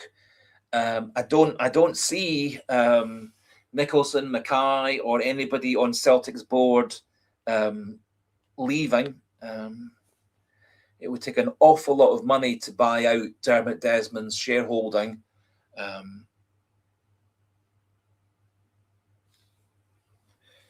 Whether there is some Celtic multi-millionaire or billionaire out there who wants to invest a couple of £100 million into Celtic Football Club to buy out Dermot Desmond, Maybe there is, but it would take a lot of money to force Dermot Desmond and his voting bloc out of Celtic. And I think Nicholson and Mackay are part of the bargain with Dermot Desmond if he's in charge of the club.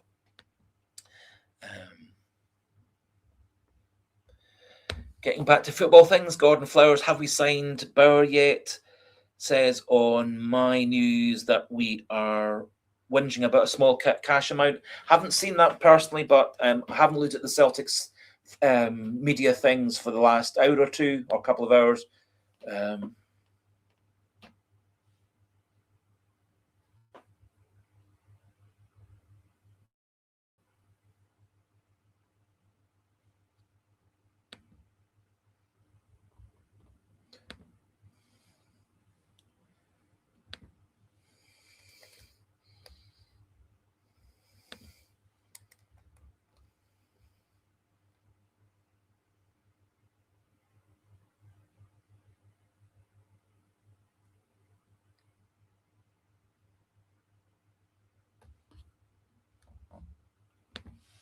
Certainly, Gordon Flower, there is one story. I was just double checking on the Celtic news site. That certainly is the case. The story is that Celtic are offering about 4 million and Paderborn want 5 million.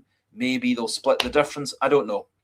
Again, what the truth and veracity of this media site appears to be a German site, the one that I'm seeing, saying that the negotiation is over a 1 million gap between the two different valuations. Again, I've got no real way of assessing how truthful, accurate, well-informed that site is. And my personal feeling is an awful lot of the things that Celtic get done behind the scenes, I might be wrong, but when Rio Hatate and Daizen Maeda and Alison Johnson came in the winter transfer windows, we didn't really know about them coming in until almost 24 hours before they actually turned up at the club. It wasn't one of these things that had been quoted in the newspapers and the websites and Sky Sports, etc., for weeks and weeks and weeks and weeks in the lead up to it. It kind of was Celtic have signed this player, Celtic have signed these two players, actually 3 players from Japan at that time. It all kind of came as a sort of almost came as a package, that the deal was all done, all the contracts were signed, and then they had the medicals, and it kind of was, from my memory, I might be wrong, that those players just kind of came in out of nowhere without there being much in the way of press speculation about them coming before Celtic actually announced it.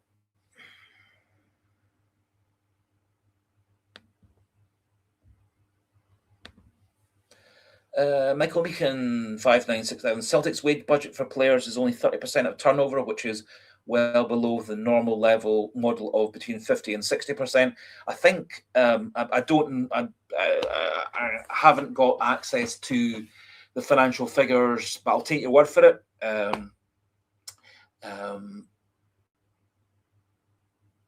Celtic clearly are in terms of global brand, a big football club all around the world. Quite what if our wage budget is 30% of turnover, I don't know if that's the case or not. Certainly, there are plenty of football clubs where the wage budget is 60% of the club. Those of the turnover, that tends to be the clubs that actually are get themselves into a lot of financial debt. Rangers obviously in big debt, Bruges, another club, big debt. Bursaspor, the team that Kelechi Iheanacho ended up at about 10 years ago, went completely bankrupt, which is why they ended up down in the 3rd division, bordering on the 4th division, because basically they were spending money on wages, etc., that they didn't have. That made Rangers go bankrupt in 2012. Tons and tons of clubs all around the world spend more money than they've actually got, which is why there's these sort of financial fair play type rules, which for many of the clubs in England are very, very hard to stick to.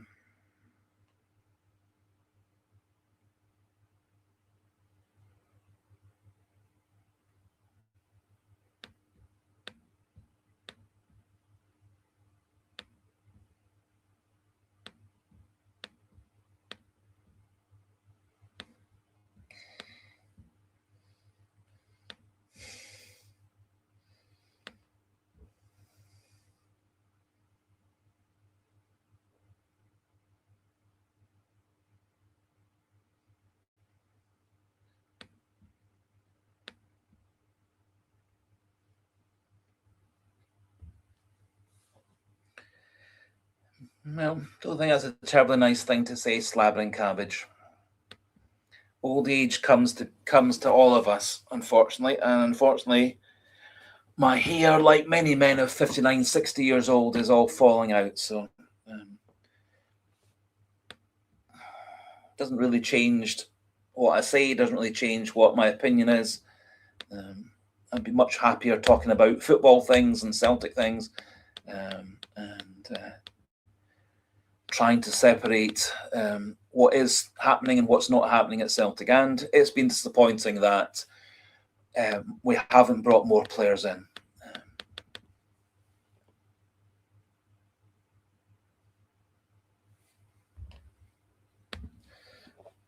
Wanting CSC, yeah, if there are emails going around to offer tickets for Flag Day, yep. As I'd say the quote was 99.5 of the season tickets were renewed for this season. That's, for me, is a very encouraging figure. That's the best part of what 52,000 fans have signed up for this season coming. Celtic obviously always does have a number of tickets on the open market. They've got a small market for away fans, maybe 1,000 or so for Dundee fans on the day.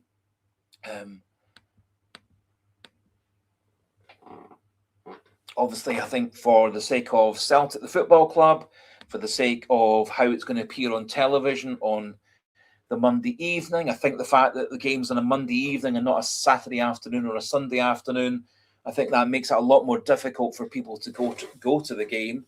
Much more of a commitment if you're traveling to Glasgow for the game, if you're living in England or Ireland or Northern Ireland or Europe or whatever, or even if you're having to travel down from the Grampian Highlands or travelling from the borders, etc. It makes it much more difficult to get to an evening kickoff on a Monday in the summertime than it would be if we were kicking off our first game of the season on a Saturday or a Sunday, like we have done for the last 100 years. For me, it should never have been allowed to happen that we got relegated to a Monday evening kickoff, and I think a lot of that is the power of Sky Sports to dictate when games are played.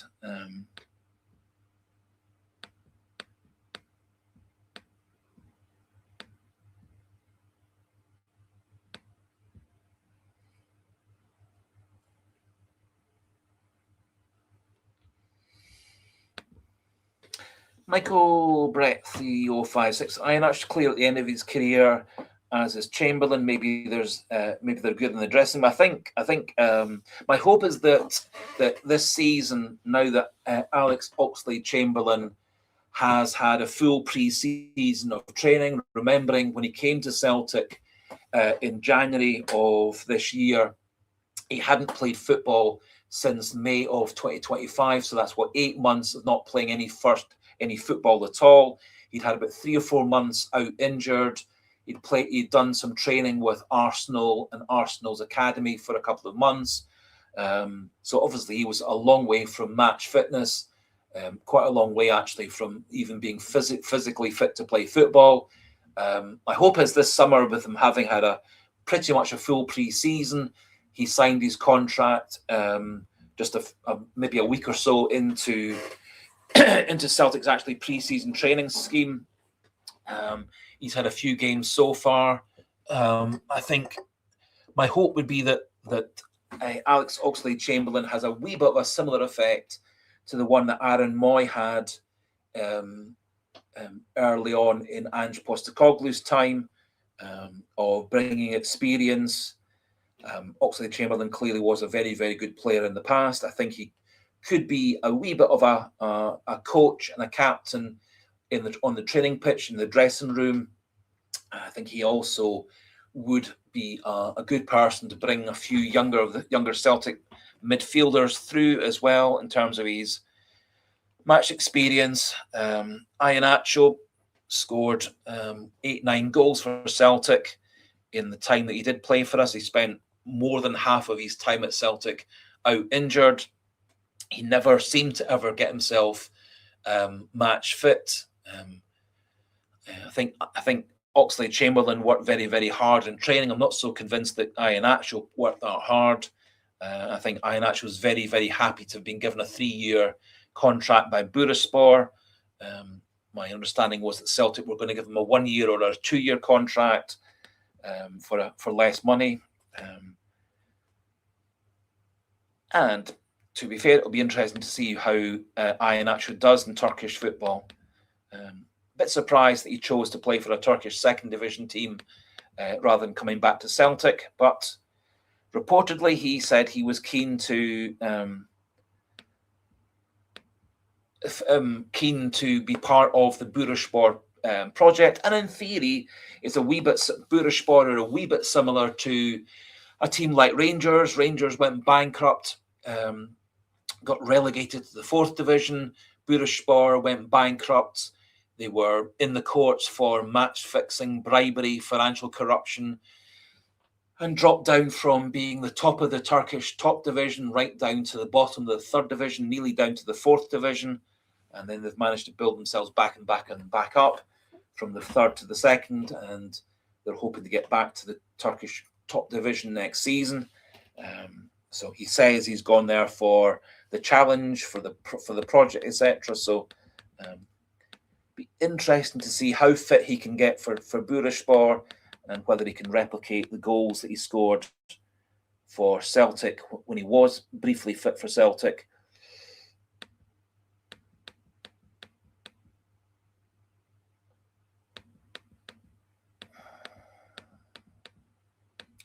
And it'll also be quite interesting to see where Marcello Sirachi ends up as well.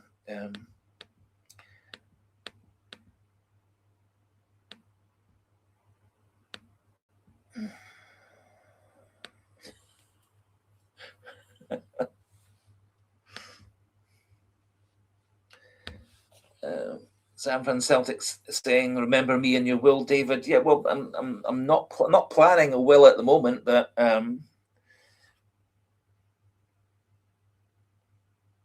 I am eternally grateful for everybody who contributes in all the different ways that they do towards the channel. Without you, there wouldn't be a channel, or if there was a channel, no one would be watching it.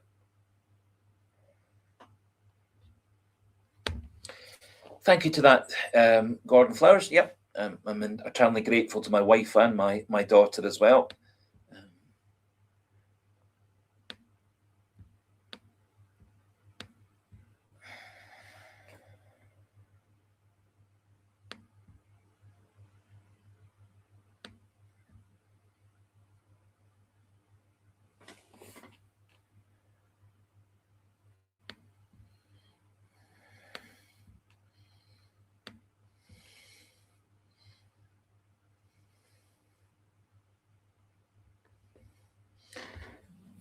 Interesting point, Michael Brett. Where else in the world does the manager and best player go to the team who finished below them? You could even extend that to the manager, the captain of the club, and for me, Cammy Devlin probably was Hearts' best player last season. Some suggestions that Claudio Braga is also on his way to Rangers. Some suggestion also that Claudio Braga is on his way to Celtic. I would be more expecting Claudio Braga to go off to a European club or an English club rather than moving to Rangers or Celtic. But again, we'll see how that all transpires over the next 6 weeks of the transfer window. But you're entirely right, Michael Brett. It's unusual for managers, players to drop down from a second place club to a third place club, and I think had Hearts surprised everybody and won the title last season, which thankfully we stopped them doing, I could easily have seen both Shanklin, McInnes, and Devlin all moving from Hearts, who would have been first had we not stopped them, to Rangers, the third place club. I think the Rangers transfer for Shanklin and the Rangers transfer for McInnes were predestined from 6 months before.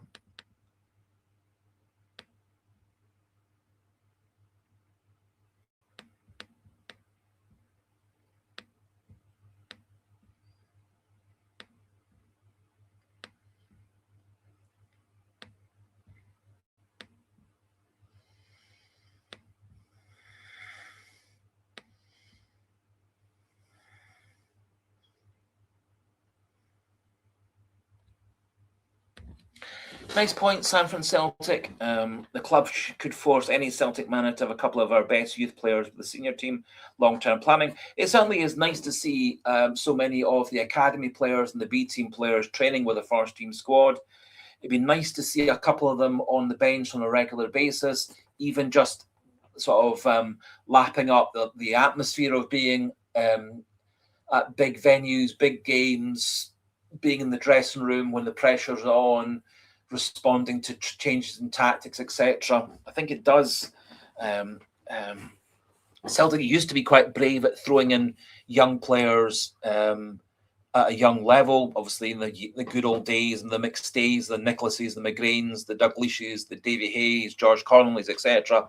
Or a bit more recently, Kieran Tierney being probably the best example, or James Forrest or McGregor. They all got their Celtic debuts nice and young. We don't seem so brave these days to give young players a go in the team. Whether they're good enough, that's another matter. I suspect probably they're not good enough. But it's difficult to know whether they actually have that talent until we actually put them into the first team. I think when Kieran Tierney got his debut for Celtic aged 17, 18, 10 years ago or so, I think a lot of people were quite sceptical that he was going to turn into be such a good player.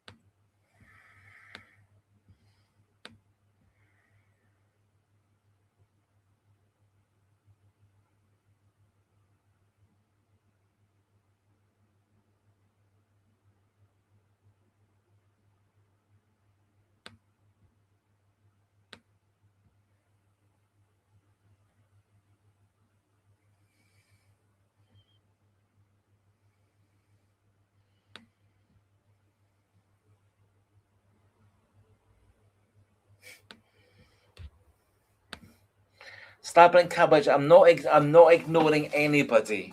I'm sorry if I am not putting your comments up on the screen as often as I normally do.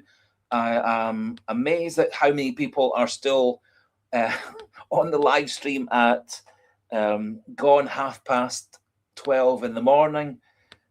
It's incredible how many people are making comments. I can't honestly keep up with how many comments. I maybe need to get an assistant in to actually put comments up on the screen for me, because I can't actually keep up with all the comments that are being said.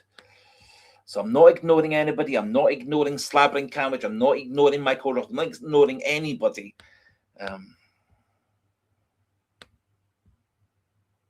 However, I do prefer, as someone was alluding to earlier on, I do prefer talking about football rather than talking about children's programs from 40 years ago or cartoons, etc.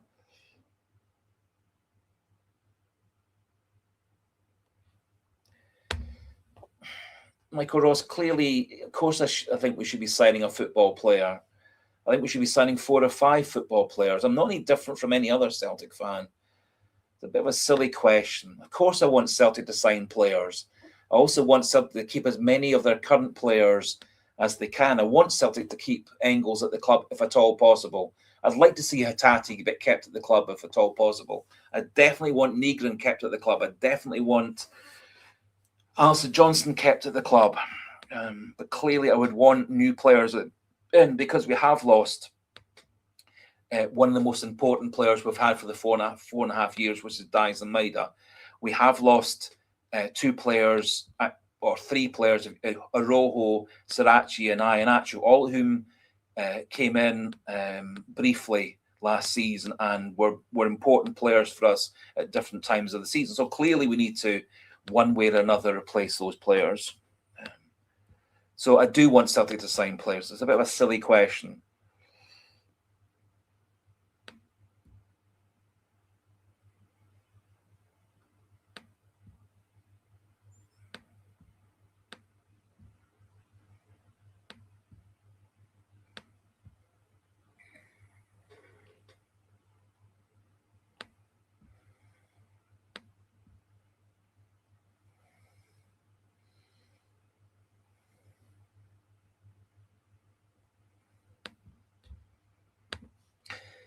Oh boy, £47,000 a week. Where did that come from? The same place that says all the other Celtic stories at the moment. People who claim to know all the ins and outs of Celtic's financial structure, Celtic's wages. They claim to know all the ins and outs of Turkish football's salaries and contracts. Apparently, it's incredibly difficult to actually find out what players' salaries actually are at Turkish football clubs accurately, because there is a lot of supposed skullduggery and corruption and so on going on in Turkish football. So it's actually incredibly difficult. It's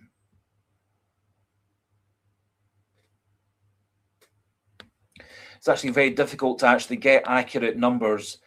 Bit easier with Celtic because they are, and like many clubs in Britain, they're quoted on the stock market, so they have to have full financial reports twice a year. Apparently, in Turkish football, it's very, very difficult to actually find out how much money is going through clubs, which is why, as I say, Bursaspor got into a lot of problems in the Turkish courts 10, 15, 20 years ago.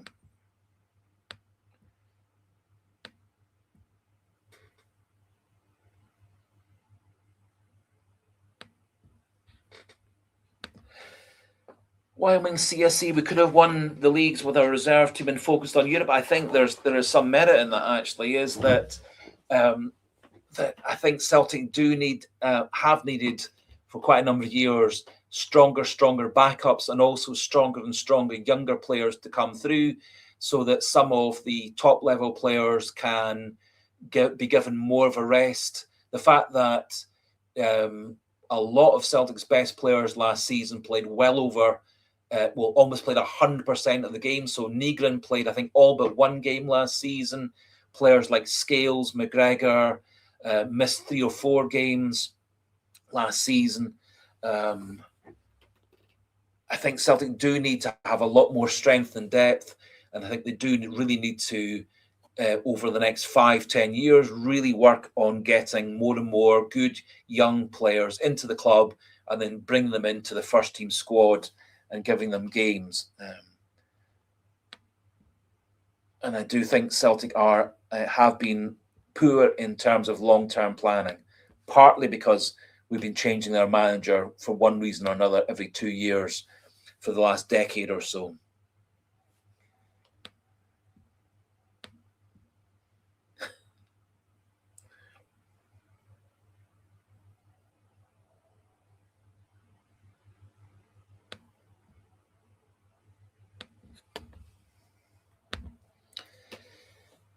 Slabbering cabbage. As I said, it's something that I am thinking about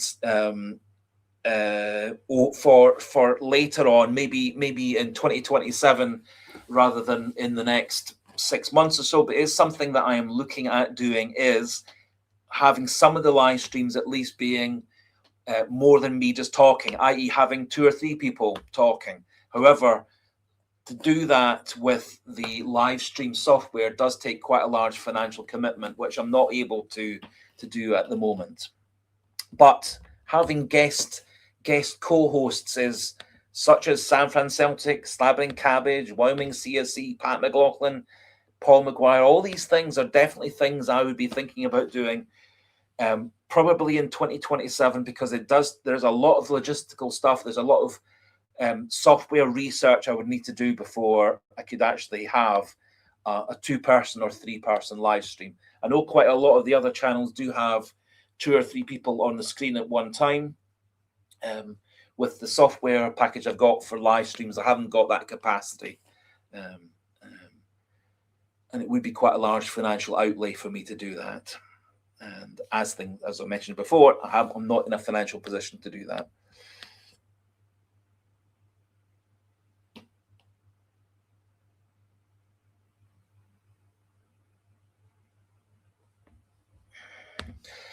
Yeah, Wyoming CSC would be good if we could keep Engels until after the qualifiers.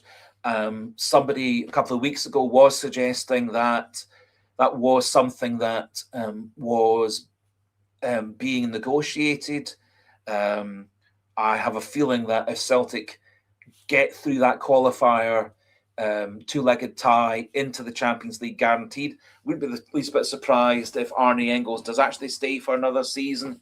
And I wouldn't be too surprised if that actually does trigger 2 or 3 more players coming into the club as well.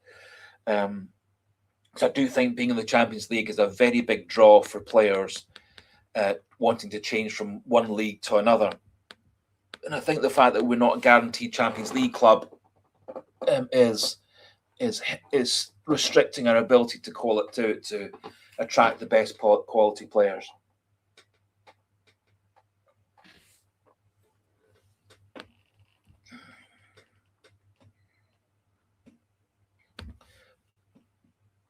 Yeah.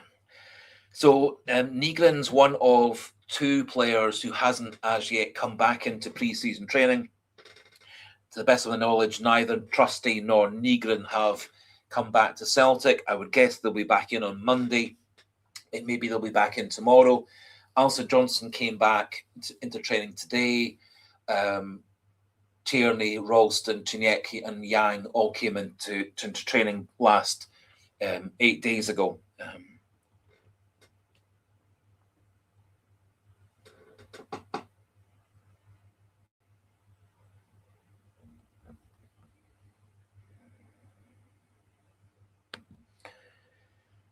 Michael Keogh, 100% agree. David, voice your opinion. Ignore the idea. It's a great podcast. Keep up the good work. Thank you very much for that vote of confidence. Always nice if some people are happy. And everybody else who's not happy gets an equal chance to at least share their opinions. And when my eyesight and my time is good enough, the comments go up on the screen as well.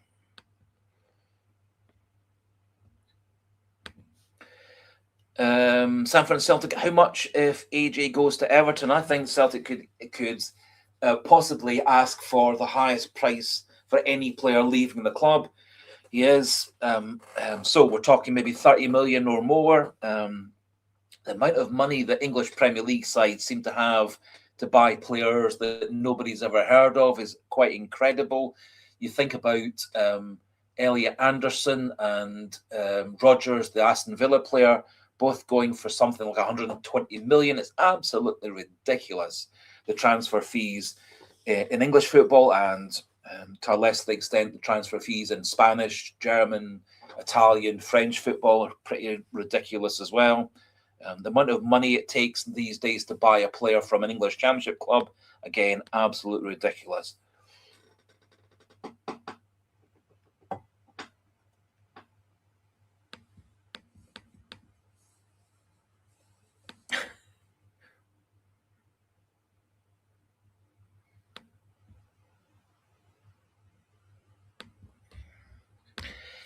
Thank you very much, Milky Moo Celtic 67. I enjoy doing these things, and I enjoy sharing opinions. I enjoy seeing what everybody else is thinking as well. It would be nice if my opinions were more. Well, it's nice that people listen to me. That's all I should really say, and I really enjoy seeing what other people are saying.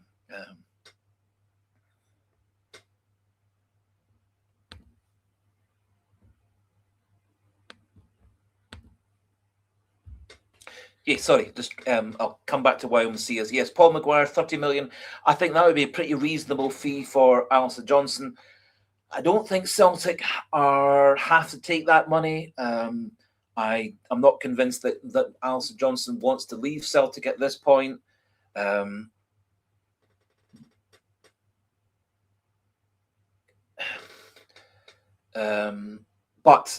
if Celtic were to sell Alistair Johnston this summer, I think certainly we'd be looking something north of 30 million, in that he's got 3 years left on his contract at Celtic.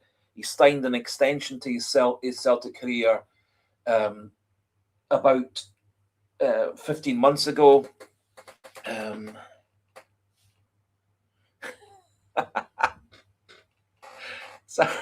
San Celtic suggesting 30 million, but they take McCowan as well. McCowan certainly seems to be very popular with Martin O'Neill. I'm not a big fan of McCowan, other than being a backup who fills the quota for being Scottish trained, etc. I think if Celtic have to rely on McCowan to be in a week in, week out starter, I think we are in difficulties, and hopefully that's not going to be the case.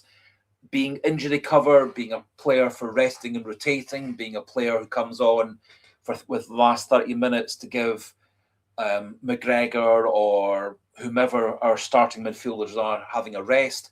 That's, I think, is his role this season. Quite disappointed that Paolo Bernardo's career hasn't really kicked on with Celtic. He was very, very promising in his loan year with Celtic, and he's not really, since he signed the permanent contract, really been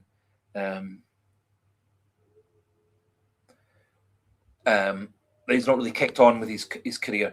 Pat McLaughlin saying Murray and McCowan would be the first two booted down the London road if I was in charge.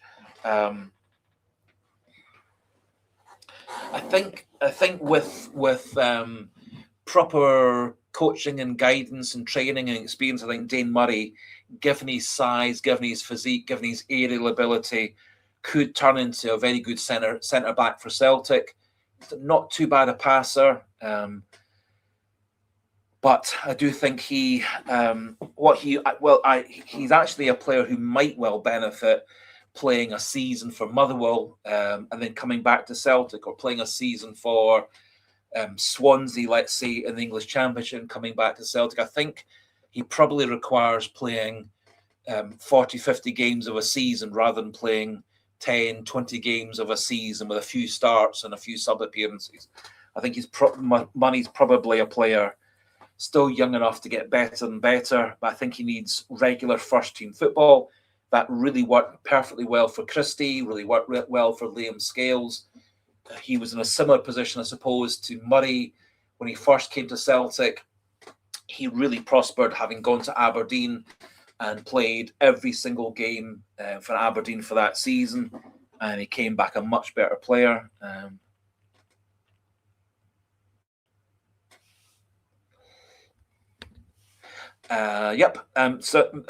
Murray's comparing Murray to Welsh, I think is a really good point.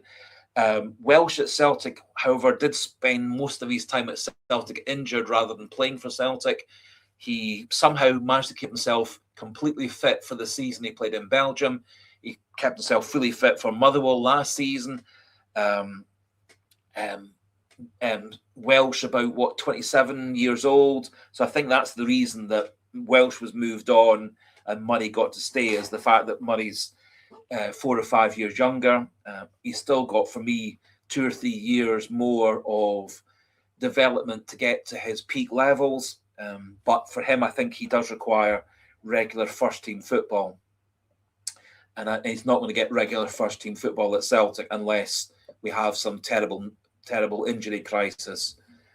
Because at the moment, he would be obviously number 4 at Celtic, and he should really be number 5 at Celtic.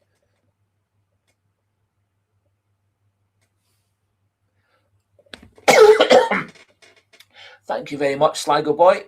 Back from your holidays. Thank you for saying it's been a great show. You have contributed lots and lots in the comment section. Haven't been able to get as many comments as usual up from yours onto the screen, partly because there's been hundreds and hundreds of people putting forward really good points of view, like you always do as well.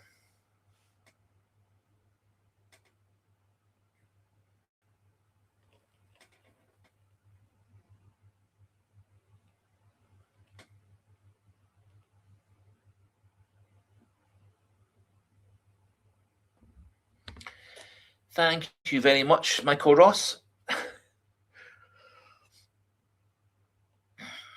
Thank you for thinking it's been a good show as well.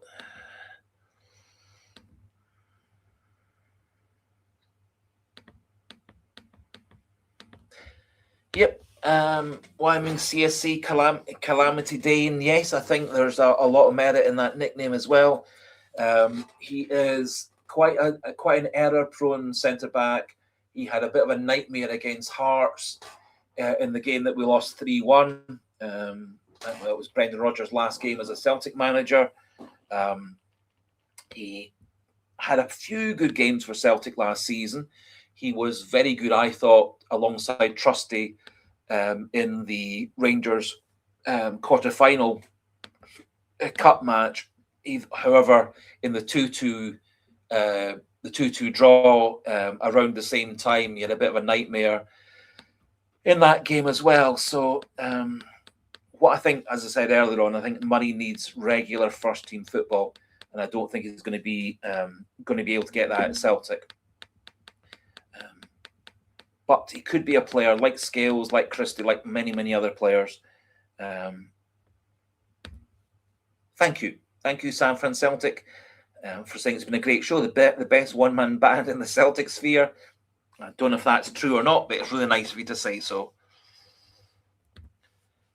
Well, Women's CSC, Welsh wasn't good enough either. Another player overhyped just because he was from the academy. I think there's merit in that players like Welsh and Murray probably get to stay at Celtic for longer than they probably should be because they are coming through the academy. It fits the quota for the European competitions. I think it probably was a time to let Welsh go and then see whether Murray can get enough game time to get himself better and better. But he may be, particularly if we do get in an experienced centre back to replace Nawrocki, we could maybe then let Murray go off on loan to St Mirren or Kilmarnock or St Johnstone or something like that, to see whether regular first-team football, 40, 50 games in a season, moves them on to the next level.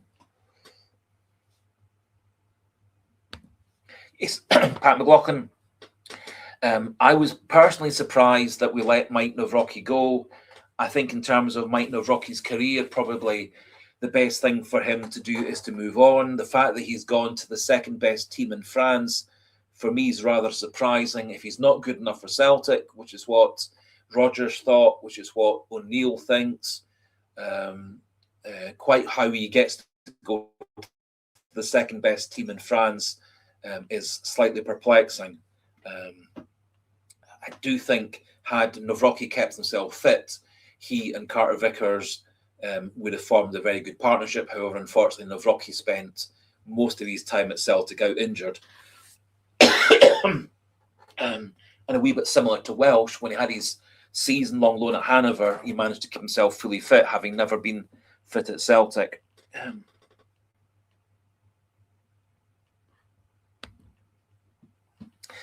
Well, I mean, CSC Taylor had his chance. Certainly, it was interesting to see Greg Taylor, who was having a interview with Charlie Mulgrew for a podcast thing or something, kind of talking like he would be open to coming back to Celtic.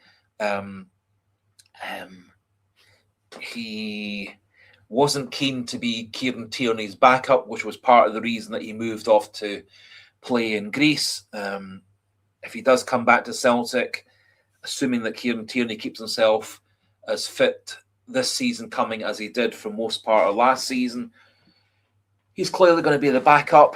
I think that's where the benefit of bringing in Will Ferry or James Penrice might be of use, because I think both of them would be quite open to being the backup fullbacks.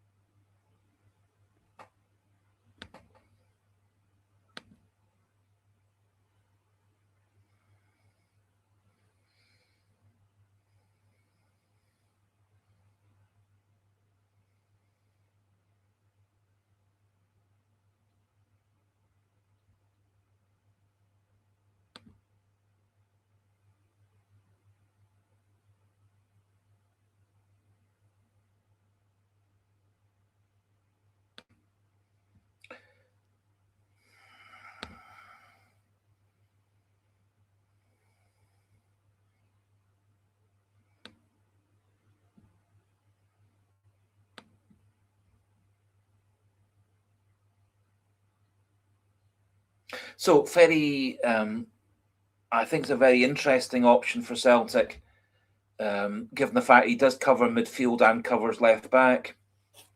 Made his international debut just recently, out of contract, 1.7 million asking price. His season rating last season, it was a really impressive 7.49 out of 10.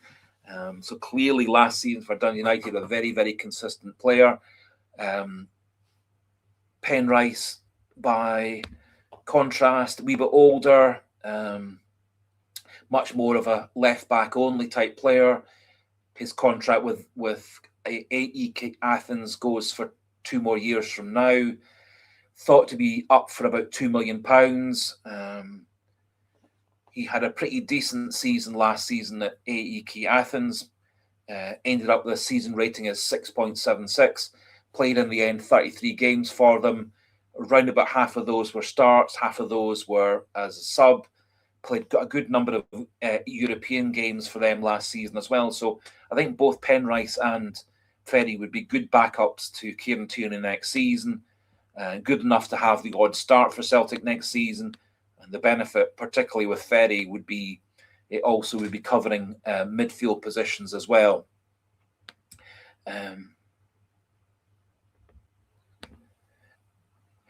Well, I mean, so Ferry or Penrice, Taylor cost us too many times in big games. I think Greg Taylor, although he did play for Scotland and was in the Scotland squad quite often, I didn't think he really was a Celtic good enough to play for Celtic at the higher level, at European level. Whether Penrice and Ferry could step up to play that level for Celtic. I think if they were the designated starters, that would be one thing. If they're more the person coming off the bench with 20 to 30 minutes to go to replace Kieran Tierney, I think that's probably within their skill set. And I say, Ferry clearly was one of the better players in Scottish football last season. Got himself an international call-up, first cap for Ireland. I thought when Penrice chose to go from Hearts to AEK Athens, I thought there was scope at that point for Celtic to bring him into the club to be one of our 2 left backs at that point. So if Celtic signed either of Ferry or Penrice, I'd be happy. I think I'd be especially happy if it was Will Ferry for a variety of reasons.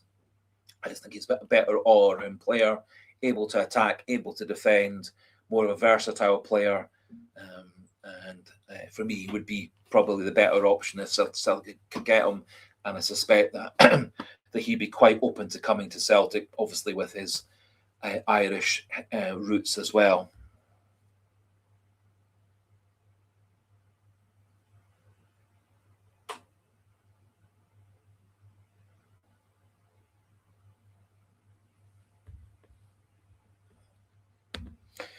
Yes, Mark Wilson came to Celtic from Dundee United. He turned into a very, very, very useful right-sided defender for Celtic. We've had some other good players coming through from Dundee United over the years. Guy Mackay Stevens didn't really work out. Armstrong worked out better. I think the fact that Ferry's now played international football, I think it does show he can step up. Really, one way of finding out whether players can move on from lower level Scottish teams to play for Celtic is to give them a chance.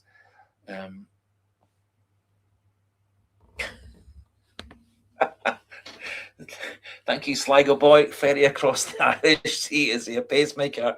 Very clever play on words with obviously Jerry and the Pacemakers and Ferry across the Mersey from Jerry and the Pacemaker days from 60 years ago, 50, 60 years ago.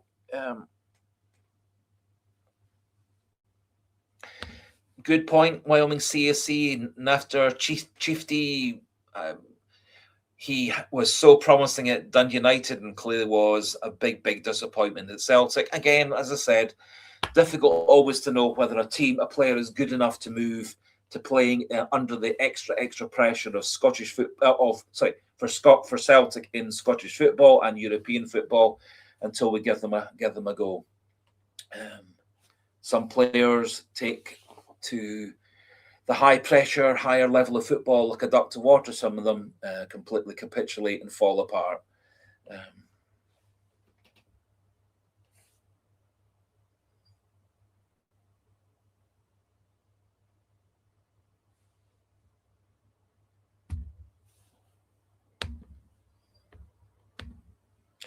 Yep, Pat McLaughlin, Bojan Miovski, very, very good couple of seasons for Aberdeen. Disappointing season playing in Spanish football. He had an okay few months at Rangers when they signed him. I think he's probably dropped down the pecking order with Shankland coming to the club. He's probably down to 3, 4 in terms of the pecking order as Rangers strikers. Whether Rangers will go with 2 up front, 1 up front, it's not really the way that McInnes likes to play. Also, Shankland often last season was playing not quite as the out-and-out striker. So, but totally agree, Sam from Celtic. I would take Braga.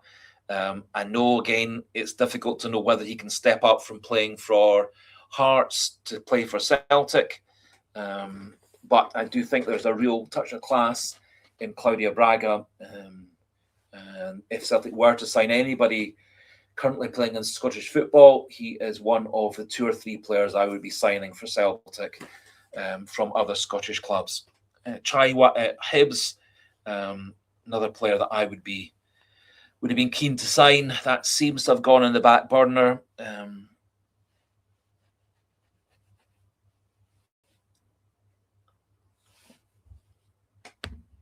Yes, Sam Sligo Boy is saying he would take a punt on Braga. I would take the punt on Braga. He had a good season for Hearts last season. One of the players of the season last season. I think he was probably more important to the Hearts' success than Shankland was, or all things considered, over the whole season. The fact that Braga had injury problems at the end of last season, I think, was actually quite important for the fact that Hearts didn't finish the season quite so well. He obviously played only a brief spell in the Celtic Hearts game that ended the season. And I think possibly if Braga had stayed 100% fit for the whole season, Hearts might have actually been a bit stronger for the last few games. Anyway.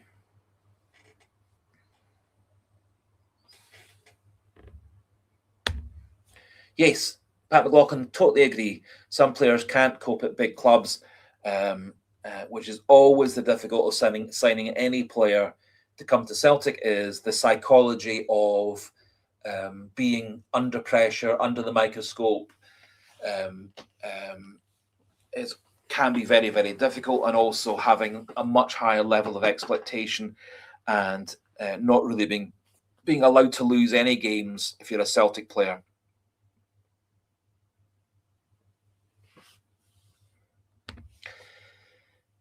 Is Cambridge Analytics going to be proven a myth? Well, I think certainly the Hearts scouting computer type system, it made some good signings last season and some pretty terrible signings. We'll find out over the next 6 months whether their scouting computers found them some other hidden gems, or whether it's been a lot more mediocre players. I think quite a lot of the players that Hearts signed last season really didn't work out. They did have some, like Kazarides, Braga, etc., who really did work out. Several of whom have moved on. Their German goalkeepers away back off to German football, having had one season at Hearts. Craig Gordon's retired. There's quite a lot of gaps in the Hearts team.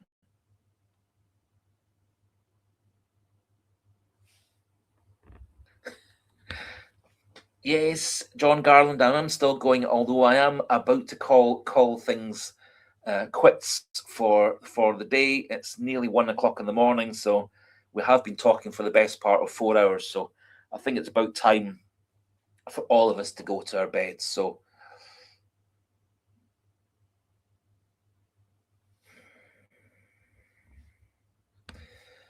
So IMC, after such a good season, Hearts becoming a feeder club is embarrassing. Was glad to see Sturm Graz beat them the other day.